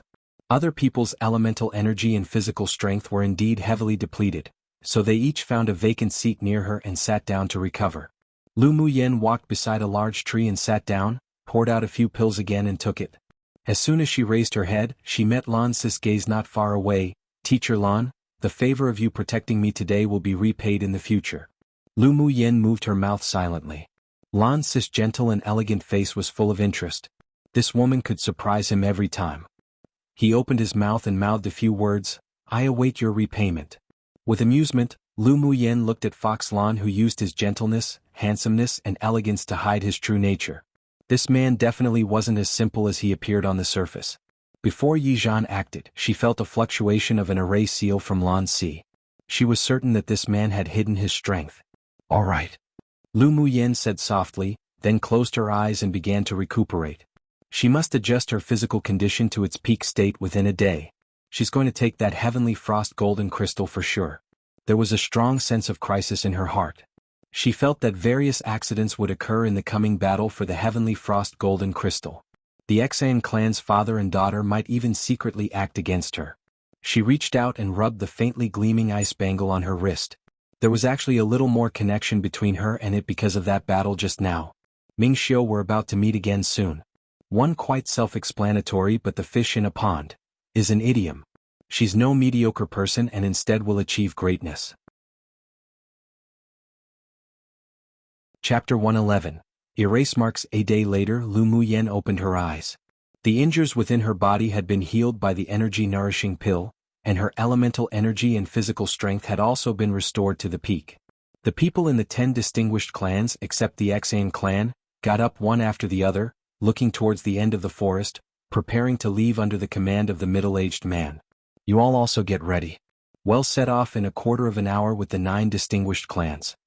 Lan Si leapt off a big tree, casually arranged his clothes, said to the students of Yanzhou Kingdom, "Teacher, are we going to cooperate with the people from the 9 distinguished clans?" After experiencing some incidents in the glacial mountain range, Jihansu no longer had the silly smiles he had before entering the glacial mountain range and talked a lot less as well. Lan Si chuckled lightly, "No. After arriving at the birthplace of the heavenly frost golden crystal, every ally is an enemy. We're just traveling together for now." Jihansu nodded and didn't say any more. Although deep down in his heart he longed to obtain the heavenly frost golden crystal, but he was aware that he didn't have the ability to obtain it. The 9 distinguished clans and the pupils of Yanzhou Kingdom listen. The middle-aged man, the leader of the 10 distinguished clans, clapped his hands and gathered everyone, then said, "We will travel together now. After we find the heavenly frost golden crystal you will all separate. This includes all the alliances made within the 10 distinguished clans, end it when we arrive and we each listen to fate." Previously, the 10 distinguished clans unanimously agreed to make an alliance because they wanted to seal the news. After arriving at the place the heavenly frost golden crystal was to be born, who would still obey that alliance? Naturally it was who snatched it. Would it belong to who? Yes. Everyone replied in unison. "Go." The middle-aged man waved his hand and all the elite pupils quickly headed towards the depths of the forest. Lu Muyan scanned the people in the 9 distinguished clans and she found that all the Sword Monarch powerhouses that appeared before were not in this team at this time. They probably all went ahead long ago to prepare for battle. This time, the main reason the 10 distinguished clans sent elite pupils to contend for the Heavenly Frost Golden Crystal was probably to help them gain experience. Judging from the appearance of the 2 sword sovereigns, the other sword sovereigns from the other clans must have also reached the glacial mountain range already, and there must be even more sword monarch powerhouses. Lu Muyen curled her lips. She wondered whether the imperial teacher succeeded in inviting the 2 sword sovereign powerhouses of Yanzhou Kingdom. She had absolutely no fear at the arrival of so many powerhouses, and instead, felt that it should only be natural. The stronger they were, the more interesting it was to compete for it, wasn't it? Although she didn't like using sinister crafty plots and means, but she did like to take advantage of chaos. The group of people rushed non-stop, and it was also inconvenient for Yi Qinghan and Yi Qinglu to leave the Yi clan's team, so they would only communicate with their gazes with Lu Muyen. Ling Feihao also stuffed an emerald jade into Lu Muyen's hand, telling her that when she was in danger she should crush the emerald jade and the strongest sword monarch of the Ling clan would sense it. All the way it was abnormally quiet. There weren't any movements from any demonic beasts. Everyone was constantly wary and alert while Lu Xiang would cast complicated gazes towards Lu Muyen from time to time. Jihan Su, who was not far beside her, noticed Lu Xiang's strangeness and remembering the bit of news he had accidentally received, he fell silent for a bit, then finally gritted his teeth and slowed down slightly. When he approached Lu Muyen he called after her. Lu Muyen. Lu Muyen glanced at Jihan Su, who usually didn't have much interaction with her, and it could even be said that they had conflicts with each other because of what happened before with Yungo. She couldn't guess what his purpose of calling out to her was. What is it? Be careful of Lu Xiang. Come and read on our website Wuxia World site. Thanks. When the two passed by each other, Jihan Su whispered exceptionally softly into Lu Muyen's ear as if he didn't say anything, then he said no more and pulled their distance apart again. He kept up in speed and continued to follow the team, but didn't look at her anymore nor spoke. Lu Muyen was a little surprised about why Jihan Su would caution her. She only thought that perhaps Lu Xiang was suspicious but didn't take it to heart. Now because of Jihan Su's caution she was a little more concerned. In the immortal cultivation world where the weak became meat for the strong, she broke through to the body fusion stage, and could even almost advance to the great ascension stage. Throughout, she had always known one true principle. Never underestimate anyone who appeared to be inferior to your cultivation base or strength. The details decided one's success or failure. Sometimes what ruined things were precisely those inconspicuous people or events. She spread her spiritual sense and also discovered that Lu Xiang cast frequent strange gazes towards her, and even left black stones on the ground or black scratches on large trees every now and then. Lu Muyen's eyes darkened slightly. This Lu Xiang wasn't very strong, but there was always a sense of disharmony about her. Lu Xiang's actions of tossing stones and scratching trees were obviously leaving marks for people, and it seemed that someone was preparing to be the oriole behind the mantis that stalked the cicada one. Mo Yin, do you think there's a problem with the woman who was fighting with me before? Lu Muyen asked Mo Yin using mental energy as she rushed. Mo Yan's deep and serene black eyes rolled in thought. He didn't turn his head and replied with certainty, naturally there's a problem. There's a power sealed in her body, the same as the power that could instantly raise one's strength used by the woman that you last faced off with during the Academy's grand competition. A hint of confusion crossed Lu Muyen's eyes and then a small, calculative curve rose on her lips. Mo Yen, what do you want to do again? The flame-like fur on Mo Yan's head moved.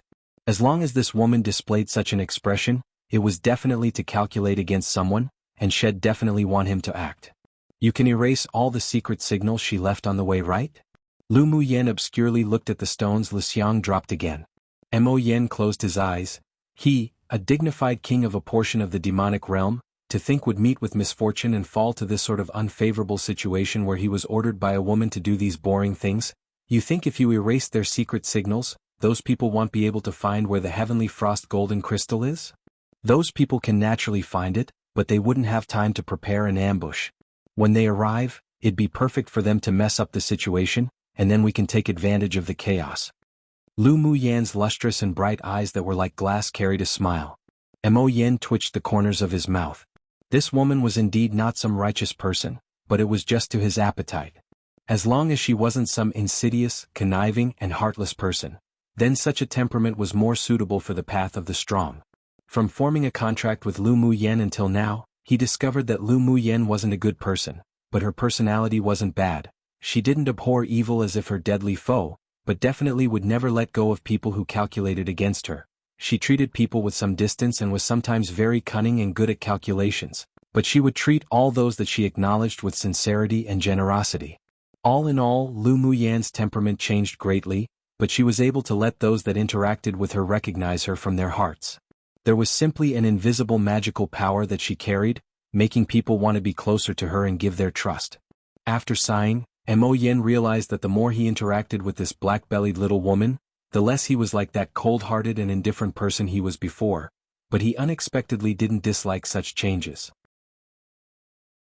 He closed his eyes and a trace of demonic sense that no one noticed came out of his body, rolled up all the black stones from behind and piled them under a tree that Lixiang had left traces on. Aside from that tree, the black marks on all the trees in front were all erased by a powerful demonic consciousness that had been strengthened and solidified. Along the way nothing occurred, and half a day later, when everyone arrived at the end of the forest, the earth trembled and mountains shook suddenly. Not far away the sky was filled with 5-colored clouds that gathered. Numerous birds flew across the sky and a beam of dazzling golden light shot straight up towards the horizon. The heavenly frost golden crystals about to be born, hurry! The leading middle-aged man shouted, then immediately turned into a stream of light, disappearing at the end of the forest. One the mantis stalks the cicada, unaware of the oriole behind classic idiom many might have heard. To be careless, coveting the gains before it but neglecting the larger danger behind.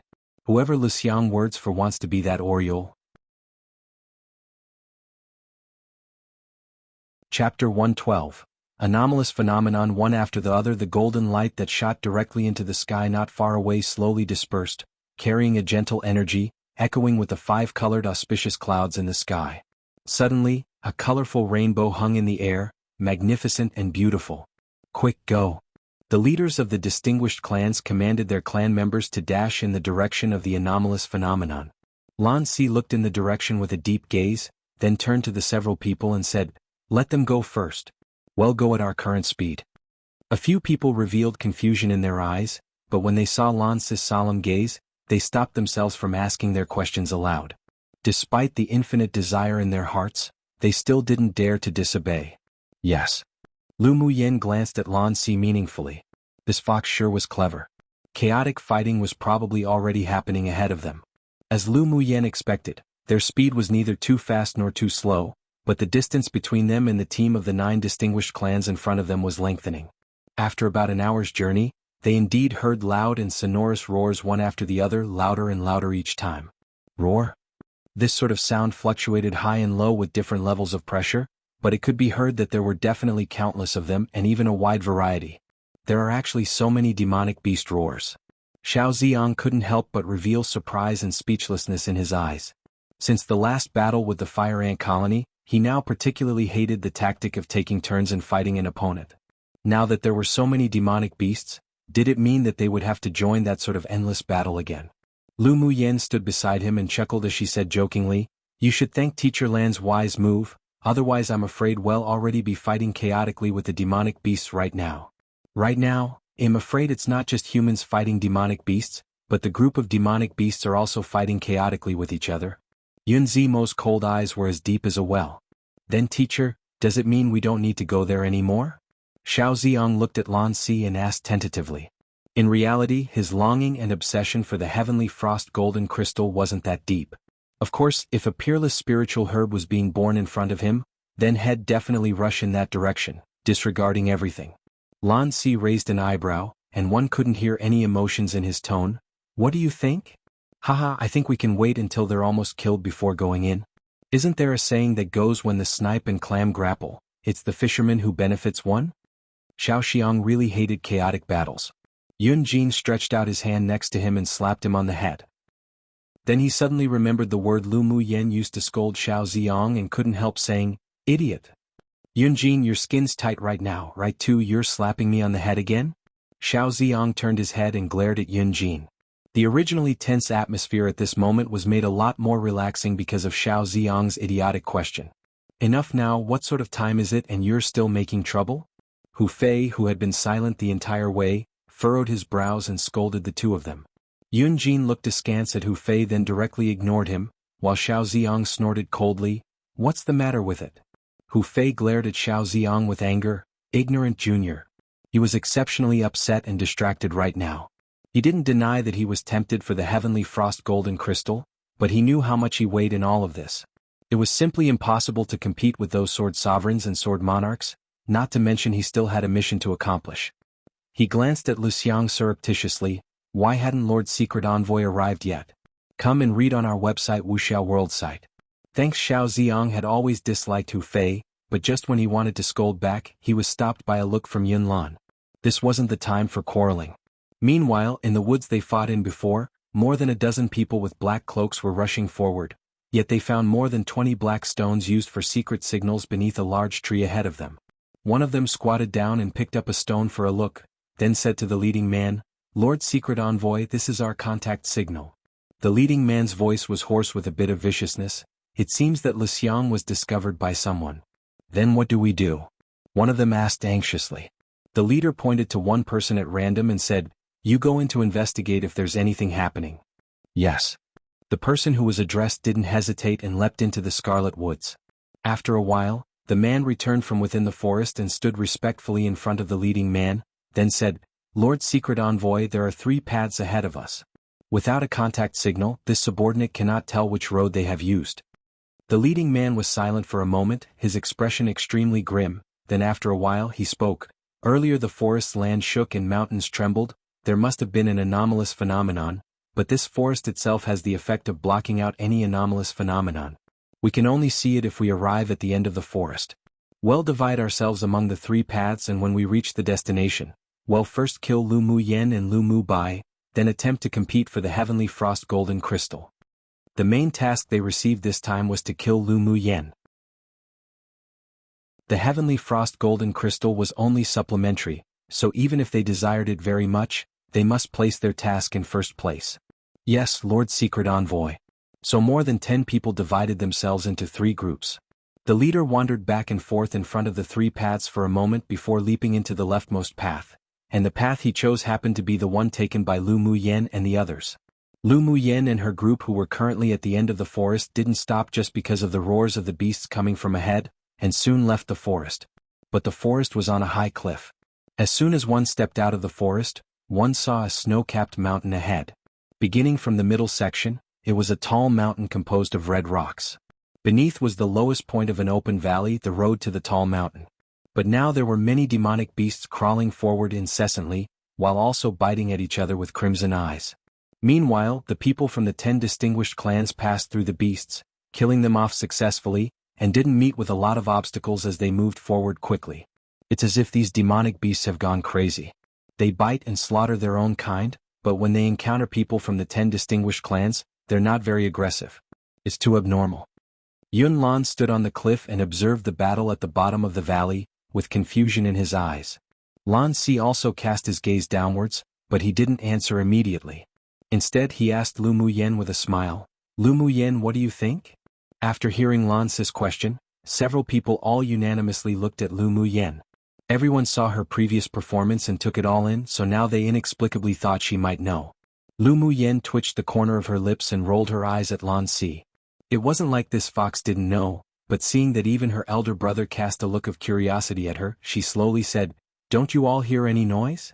The several people listened quietly, and Xiao Ziong furrowed his brows, saying, "The sound of beast roars and fighting."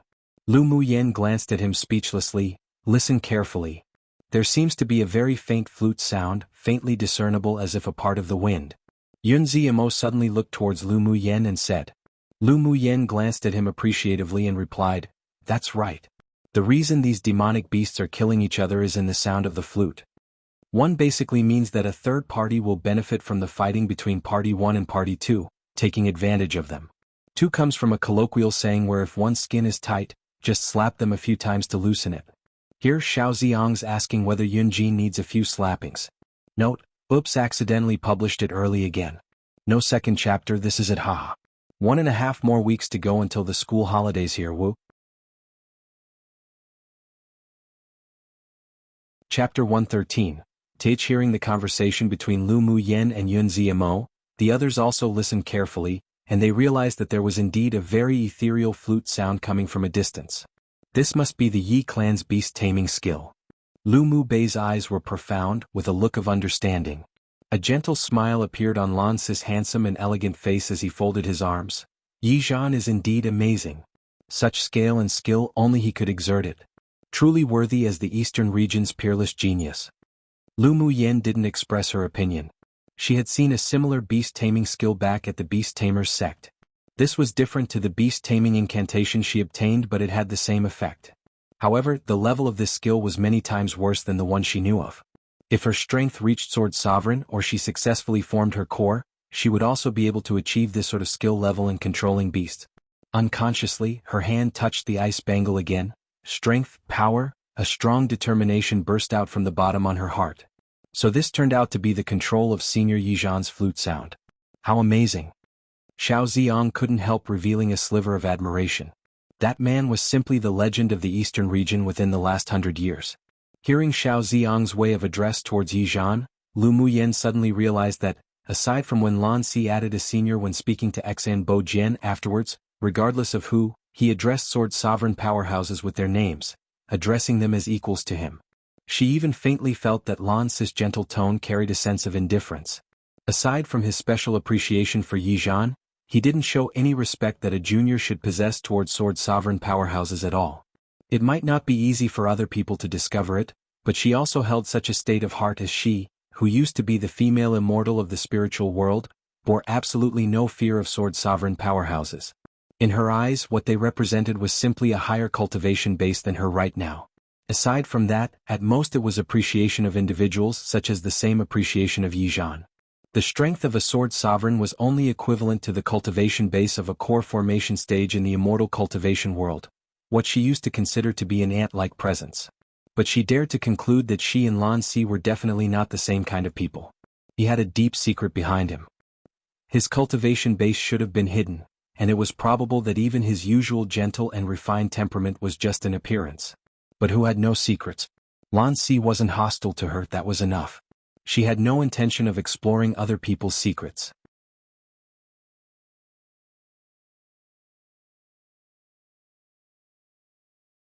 Seeing Xan Bo Jian lead the pupils from the Xan clan to emerge from another side to join the other 9 distinguished clans, rushing forward and about to reach the foot of the tall mountain, Lan Si said leisurely, "Let's go too."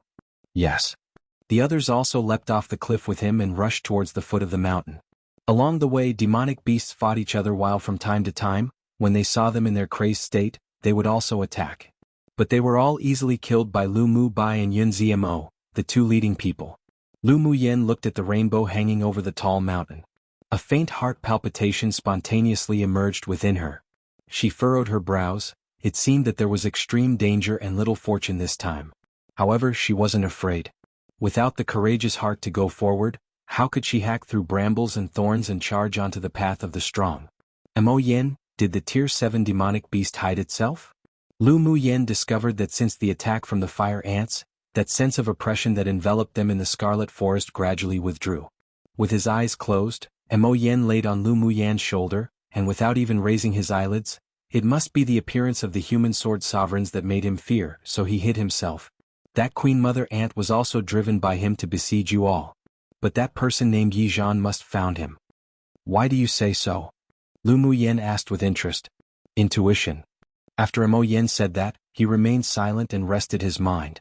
A trace of spiritual force quickly entered his body from the outside, and the demonic energy that wound around his dantian was even denser than before. Come and read on our website Wuxia World site. Thanks. After separating from Ming Xiu, Lu Mu Yen refined a few cauldrons of pills for Mo Yen. The blood essence and cultivation base he lost was quickly remedied by the pill, and his demonic energy also accumulated not far off from advancing. If it weren't for the wrong time and place, he had already planned to find a hidden place to condense his Yaofu. Lu Mu Yen glanced at Mo Yen. Intuition? Well, she also had the intuition that the transformation stage demonic beast was definitely not easy to deal with. Because the sound of that very faint flute was still reverberating in the air, they reached the foot of the mountain with basically no hindrance along the way. At this time, the pupils of the 10 distinguished clans had already entered a boundless, enormous cave at the foot of the mountain. Lan Si looked at the entrance cautiously and had everyone restore their elemental energy and physical strength to its peak, then enter. A quarter of an hour later, he waved his hand and led everyone into the cave. The inside of the cave was very bright. There was only one narrow path leading to the depths, and on the two sides of the narrow path was surging and tumbling lava. If one accidentally fell into it, those Sword King strength and below would definitely go meet Yama-one. After walking another quarter of an hour, they crossed the narrow path. Then a hillside made of volcanic rock appeared before them. What entered their eyes after crossing the hillside was astonishing. The elite pupils and powerhouses stood on Lu Muyen and their party's side, while in front of them was a lava lake that constantly bubbled, fiercely hot. In the center of the lava lake laid a long, thin, golden liquid which was slowly solidifying. The most important thing was that on the opposite side of the 10 distinguished clans, which was also the other side of the lava lake, there stood two men who dressed uniquely. One of them, although handsome and carried an effeminate feel, had a cyan-sharp horn that emerged from his head, while the other was 8 feet tall, burly, and there were a few fingernail-sized scales on the side of his face. Behind the two of them were more than a dozen Tier 6 demonic beasts, and only from 2 species. There were records of them on the continent's demonic beast record. They were the sky-swallowing python and the spirit rhinoceros beast.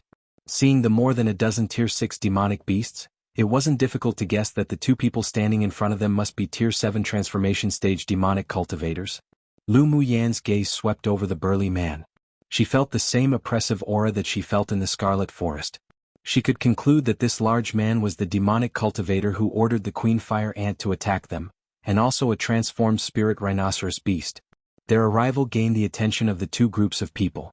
Those in the 10 distinguished clans saw that it was the group Lan Si led, so they didn't pay much attention, while the 2 transformation stage demonic cultivators swept over their cultivation base and their lips rose with ridicule. Lu Muyen scanned the area secretly with her spiritual sense once, and found that guy Ming Xiu's aura. But she couldn't judge his position, probably because he used some sort of secret skill to hide. Human sword masters, what do you intend to do, breaking into this king's cave dwelling? The effeminate demonic cultivator at the transformation stage retracted his gaze on Lan Si and his party, then looked at the sword sovereigns of the 10 distinguished clans coldly, asking. A yellow-clothed sword sovereign old man, who Lu Muyen had never seen before, sneered, "Humph, I sure don't know when this volcano became the cave dwelling of a sky-swallowing python. You beings that usually like the cold could survive for a long time in such high temperatures? What a joke." A chill radiated from the effeminate man, and the large man beside him, together with the Tier 6 demonic beasts behind them, prepared themselves, ready to act at any time. The battle was on the verge of starting. One Yama, the king of hell in Buddhist and Hindu mythology. So they'll die, basically. E-battle on the verge of starting. Chapter 114. Gathered together, snatch. The human cultivators and demonic cultivators took their own positions on either side, prepared to snatch the heavenly frost golden crystal within the lava at any time. The feminine demonic cultivator looked at the sword sovereigns of the 10 distinguished clans coldly, exuding a murderous aura. This glacial mountain range is the territory of us demonic cultivators. It is already unforgivable that you all have intruded without permission, now to think you even want to compete for the heavenly frost golden crystal. You are truly indulging in the wildest fantasies. Ha ha! A barefooted, tall human sword sovereign laughed aloud and looked at them with ridicule, saying, "With just you 2 initial phase transformation stage demonic beasts and you dare to spout such nonsense, it truly is laughable. This old man just so happens to lack a high-level mount, so he'll capture you both later, then let's see how tough your mouth is." The ancestor of the Shui clan sneered, his murky eyes revealing a sharp glint. Hearing his words, the face of the burly man beside the feminine man grew grim. He raised his hand and pointed. A powerful whirlwind erupted from his fingertips, shooting directly towards the Shui clan's ancestor, seeking death. The Shui clan's ancestor snorted, and with a casual release of his hand, a palm-sized emerald qilin one flew out from his hand. When it landed in midair, it suddenly grew bigger and emitted a faint green light. The powerful whirlwind was instantly blocked by the emerald qilin, dissipating in midair. Then the qilin also returned to the size of a palm and landed in the hands of the Shui clan's ancestor. The one human and one demon was simply sounding each other out. The burly man laughed aloud, "Your magic tool is just SSO, come and see this king's." The burly man's claws grabbed, and 2 cyan lights suddenly flew out from the depths of the cave. Then 2 sledgehammers filled with cyan qilin patterns landed in his hands. He flew up and slammed down a few times from midair, down at the Shui clan's ancestor. From the sledgehammer flew out hammer prints condensed from demonic energy, falling straight down onto the head of the Shui clan's ancestor. Demonic cultivators didn't only rely on their powerful bodies and innate talents and skills to fight. They could also control humans' magic tools, and many high-level transformation stage demonic cultivators would also infiltrate among the humans and pay a certain high price to request high-level smiths to refine magic tools suitable for them. This Cyan Lin hammer held by this burly man was made by a grade 3 smith in the eastern region, extremely powerful. The Shui clan's ancestor narrowed his eyes and exhaled a breath of essence. The emerald qilin in his hand radiated a brighter dazzling green light, automatically flew out of his palm, and fell on his head to form a green barrier. Boom boom. The hammer prints all fell on and hit the emerald qilin, releasing a few loud noises. Then the hammer prints slowly faded away and a crack appeared on the emerald qilin. The Shui clan's ancestor furrowed his brows as he retracted his magic tool, staring deeply at the two giant hammers in midair with the burly man. The magic tool refined by Great Master Ning is indeed extraordinary. Great Master Ning was very famous in the eastern region. Although he was only a grade 3 smith, but every magic tool he produced was all of the finest quality. They could even match the magic tools refined by a grade 4 smith in terms of perfect attributes. Except he had a weird personality as he rarely made magic tools for human cultivators, and instead cooperated with demonic cultivators more often. Haha, Great Master Ning is better than your group of greedy and hypocritical humans. Speaking of Great Master Ning, the burly demonic cultivator man revealed some respect in his eyes. Lu Muyen looked at the two giant hammers with great interest. This pair of spirit treasures was indeed extraordinary. Not only was there excellent heat control during refining, but several materials suitable for demonic cultivators were also added, allowing it to be even more powerful. Compared to Huoxiao, he was indeed much stronger. When she had the chance, she sure wanted to visit Great Master Ning. So you are all prepared to battle then? The previous barefooted human sword sovereign's face was full of battle intent. The large demonic cultivator man held the giant hammers in his hand and said arrogantly, "It was just a warm-up just now, why in such a hurry? Wouldn't it be even more interesting when the heavenly frost golden crystal's born?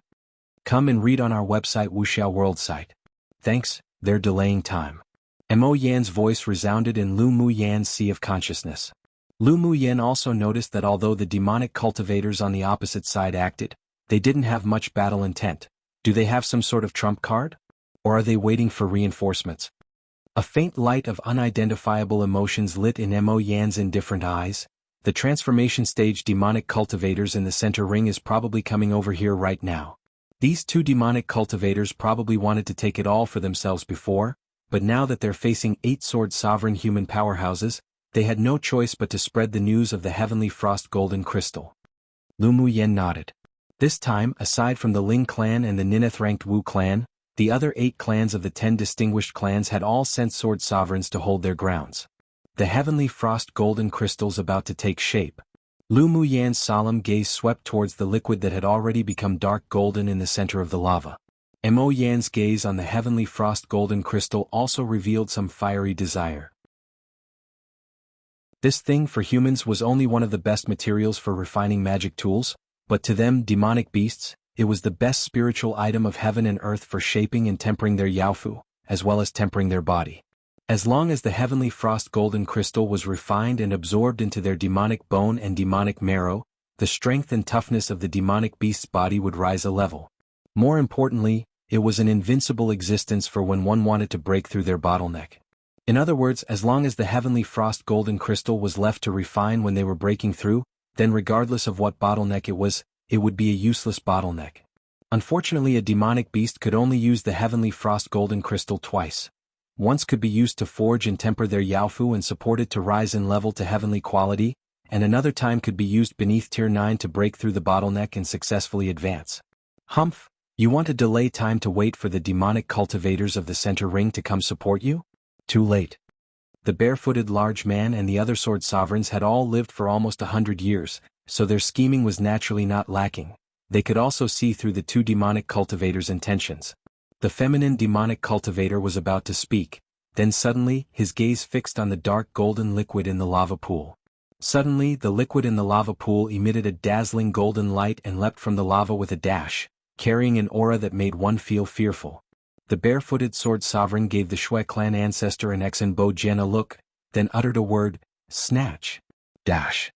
Then 9 figures flew in the direction of that golden light, precisely the 7 human sword sovereigns and the 2 demonic cultivators. The sword monarchs and sword kings below immediately greeted the more than a dozen tier 6 demonic beasts that rushed over, and in that moment the humans and demonic beasts battled in chaos. Lu Muyen cast her gaze on Yi Zhan, who was still standing on the side of a rock, unmoving, as well as Lan Si, who looked as if he was enjoying a good show. As expected, only these two knew the secret behind the birth of the heavenly frost golden crystal. When she used her spiritual sense to sweep towards a dark corner in the depths of the cave, her lips rose into an arc. Ming Xiu, that guy, also knew. Rumble. Sound after sound of the rapid running of demonic beasts landed. Then more than 30 tier 5 demonic beasts rushed out from the hillside, rushing towards the human cultivators. Lu Muyen and the others from the trial were also separated by the group of demonic beasts, and the entire cave was in chaos. From time to time, swords glistened, and the roars of demonic beasts reverberated ceaselessly in the cave. Lu Muyen saw Lu Mu Bai and the others greet the crazed demonic beasts without much danger, so she utilized her flash steps to dodge the attacking demonic beasts one by one, heading towards the lava pool. When she was approaching the edge of the lava, she felt a chill behind her.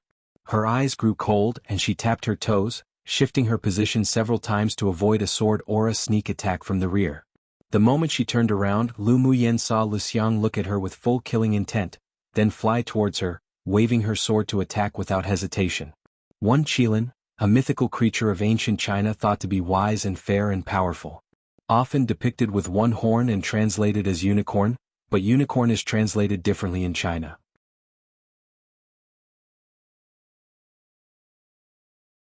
Chapter 115. Kill.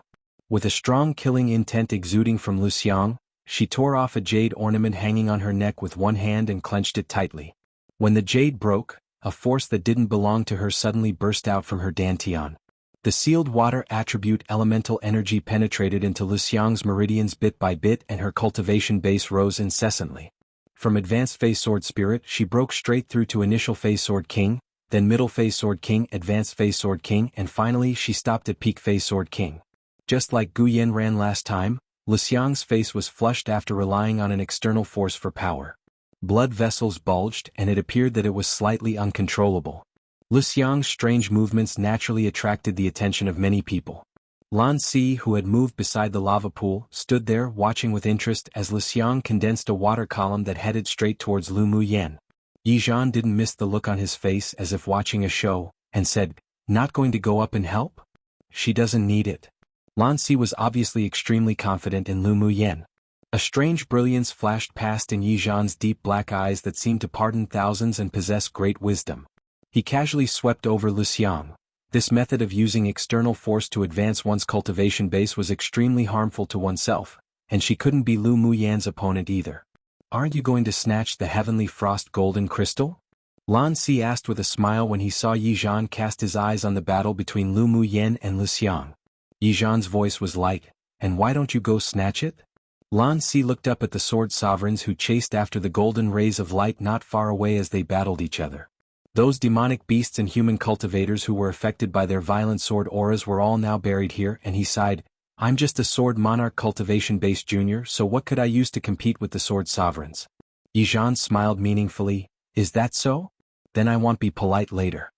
Lan Si had a gentle and harmless smile on his handsome and elegant face, and both of them knew what it meant by "won't be polite later." Within the crowd, Lu Muyen took out the golden long whip and directly greeted Luxiang's attack. Although this woman appeared to be at peak phase sword king, but she only had the combat power of a middle phase sword king, and her experience was even more lacking. The water column that flew out was turned into countless droplets by the snaps of her golden long whip. "Lu Muyen, today you'll first ruin your dantian to avenge Yen Ran, then send you to pass on. It's an honor for you to die in the birthplace of such a spiritual item such as the heavenly frost golden crystal." Luxiang kept forming seals with her right hand. Waves upon waves of elemental energy within her, as if wanting to burst, maniacally channeled into the long sword she held, and she smiled sinisterly at Lu Muyen. Lu Muyen sneered. "This woman's brain must been muddled. Well, I sure won't destroy your dantian, nor let you be honorably buried in the birthplace of the heavenly frost golden crystal." Lu Muyen waved the whip with one hand and the other formed seals at the same time, Then her red lips finally uttered a few words gently. "He'll let you be buried in the belly of a demonic beast and accompany the glacial mountain range forever." Anger rose on Lu Xiang's face. She raised her hand and waved. Countless water droplets flew from her long sword as if strings of beaded curtains, falling around Lu Muyen. The crystal drops of water resembled chains of beads strung together with elemental energy, each emitting a faint blue light, but not falling down. It formed an ellipse that enclosed Lu Muyen. The elemental energy within Lu Xiang's body was slowly drained. She knew that she wouldn't be able to maintain the peak phase Sword King cultivation base for long. When the borrowed power in her body was consumed, she wouldn't be Lu Muyen's opponent. Therefore, after the tentative attacks, she mobilized the elemental energy within her entire body and used her strongest killer move. Success or failure would depend on this move.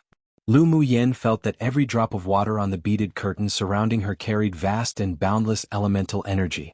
It was a manifestation of the elemental energy condensation, but this condensation was formed from that mysterious power that Lu Xiang borrowed within her, so it would last no more than a quarter of an hour. She watched the beaded curtains shrink, carrying the power capable of destroying the sky. As long as one touched it, it would explode completely. She no longer hesitated, put away the golden long whip, stopped forming hand seals and stretched out a wrist, opening her palms. Come and read on our website Wuxia World site. Thanks. An icy whirlwind rolled out of her palm and dispersed in all directions. Tinkle. The whirlwind made clear, crisp, sweet noises as it rolled up the beaded curtain. After the water drops were blown by the wind, they immediately turned into crystal-clear ice beads, swaying constantly. Each string that collided together would make such sweet tones that it was intoxicating.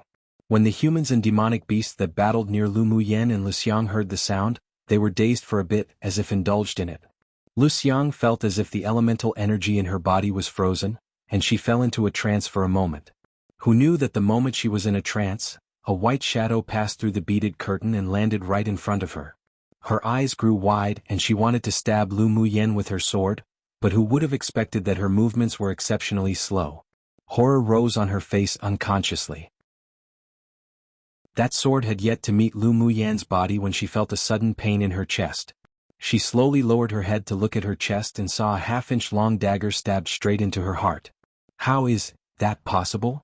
Lu Xiang's eyes were full of incredulity, looking at Lu Muyen, who was smiling softly, and slowly spit out the 4 words. Lu Muyen took out a silk handkerchief and wiped her hands. When she loosened her fingers, that handkerchief fell into the lava with the wind, immediately turning into ashes. She looked at Lu Xiang and said, "How is it not possible?" Lu Xiang looked at Lu Muyen's stunning face that carried a smile, but there wasn't a lot of emotion in her eyes. It was a kind of disregard. Lu Muyen didn't regard her as a real opponent at all. She wasn't even qualified to be belittled, only indifference and disregard. She watched the blood on her chest slowly solidify into red ice and raised her head to look at Lu Muyen inconceivably. This woman was actually a dual attribute sword master. But how could the fire attribute coexist with the ice attribute? Her eyes darkened, then a vicious light burst out in an instant. Even if she died, she would drag Lu Muyen, and the sword masters of the same level here, down with her. Lu Muyen naturally saw the confusion and viciousness in her eyes, but she didn't want to continue to speak nonsense, nor explain to her opponent. With a wave of her hand, the golden long whip swung out and rolled Lu Xiang up. "I already said, I want you to accompany the glacial mountain range forever." Lu Muyen hated others that backstabbed her and sneak attacked her. Towards enemies she was never merciful. With a light toss, Lu Xiang's body fell in front of a Tier 5 ice crocodile who was trying to flee towards the entrance of the cave for whatever reason. The ice crocodile saw that a human dared to actually block its way, and in a rage, it bit Lu Xiang's legs without hesitation and began to bite and swallow. H. The shrill cry echoed within the cave. Looking at the fear in Lu Xiang's eyes, Lu Muyen didn't express too much emotion and remained indifferent. When she was in the immortal cultivation world, because she wasn't ruthless enough, in a moment of softness she let an enemy go. In the end, she was besieged by that person who returned with reinforcements and was severely injured, barely surviving. From then on, she would never be merciful to her enemy.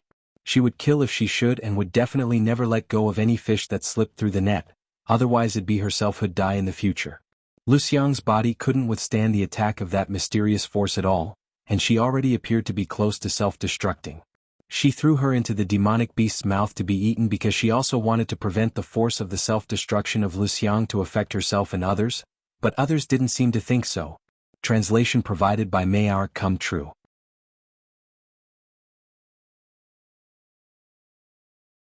Chapter 116.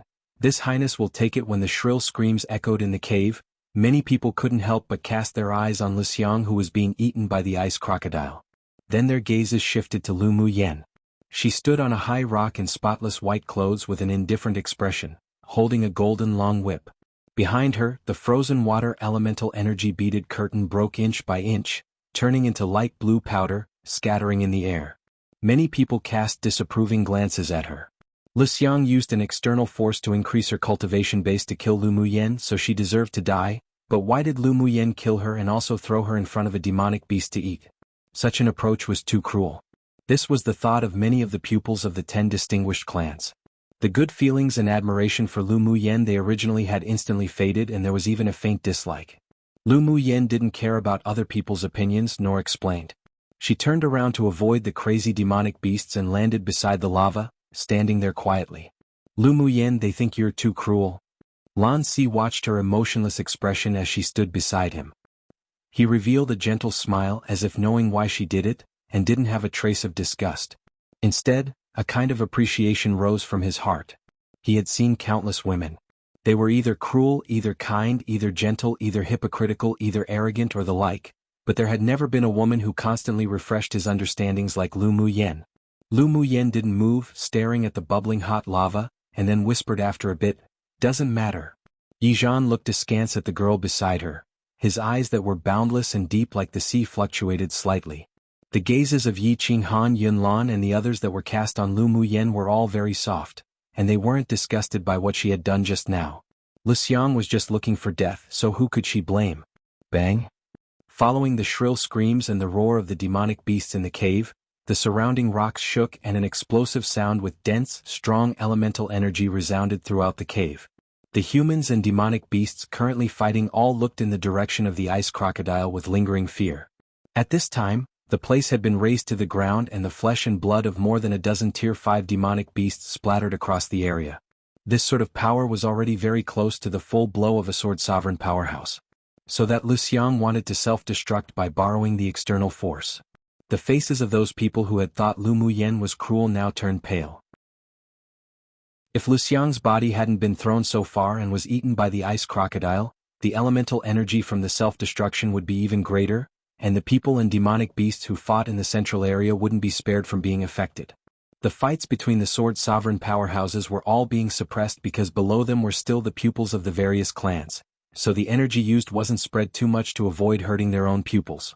But Luxiang obviously had no scruples at all.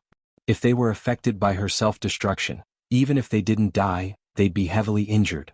Those who originally had some sympathy for Luxiang all spat at her and were irritated with her in their hearts. There were some other emotions in their eyes that looked towards Lu Muyen. The disgusted expressions were replaced by complexity, and a few people even had faint gratitude in their eyes. Even if Luxiang's target was Lu Muyen, but if she self-destructed, there was no difference between enemy or friend. This time it was indeed Lu Muyen who saved them. Lu Muyen, however, had no intention of being concerned about the complex gazes that had changed. Her heart was currently beating hard at this moment, as if there was something beckoning her at the bottom of the deep lava pool. Lu Muyen, you're really only 16 years old? My interest in you is really getting stronger and stronger. Lan Si suddenly leaned down beside Lu Muyen, his even breath landing beside her ear. Lu Muyen stepped back, furrowed her brows and looked at Lan Si saying, "If you're really bored, why not think about how to deal with Senior Yi? Come and read on our website Wuxia World site." Thanks. A meaningful smile rose on Lan Si's gentle and elegant face. It turns out that aside from him, you also know. A color of surprise flashed past Yizhan's eyes, then he held back his emotions. He looked up and saw the golden light, grabbed by the ancestor of the Shui clan, suddenly spill out from his fingers.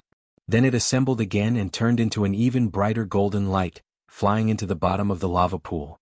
Don't hide anything anymore. Whoever snatches it, will it belong to who? When the golden light fell into the lava, Yizhan immediately took out his jade flute on his waist, flew up and slashed at the lava pool.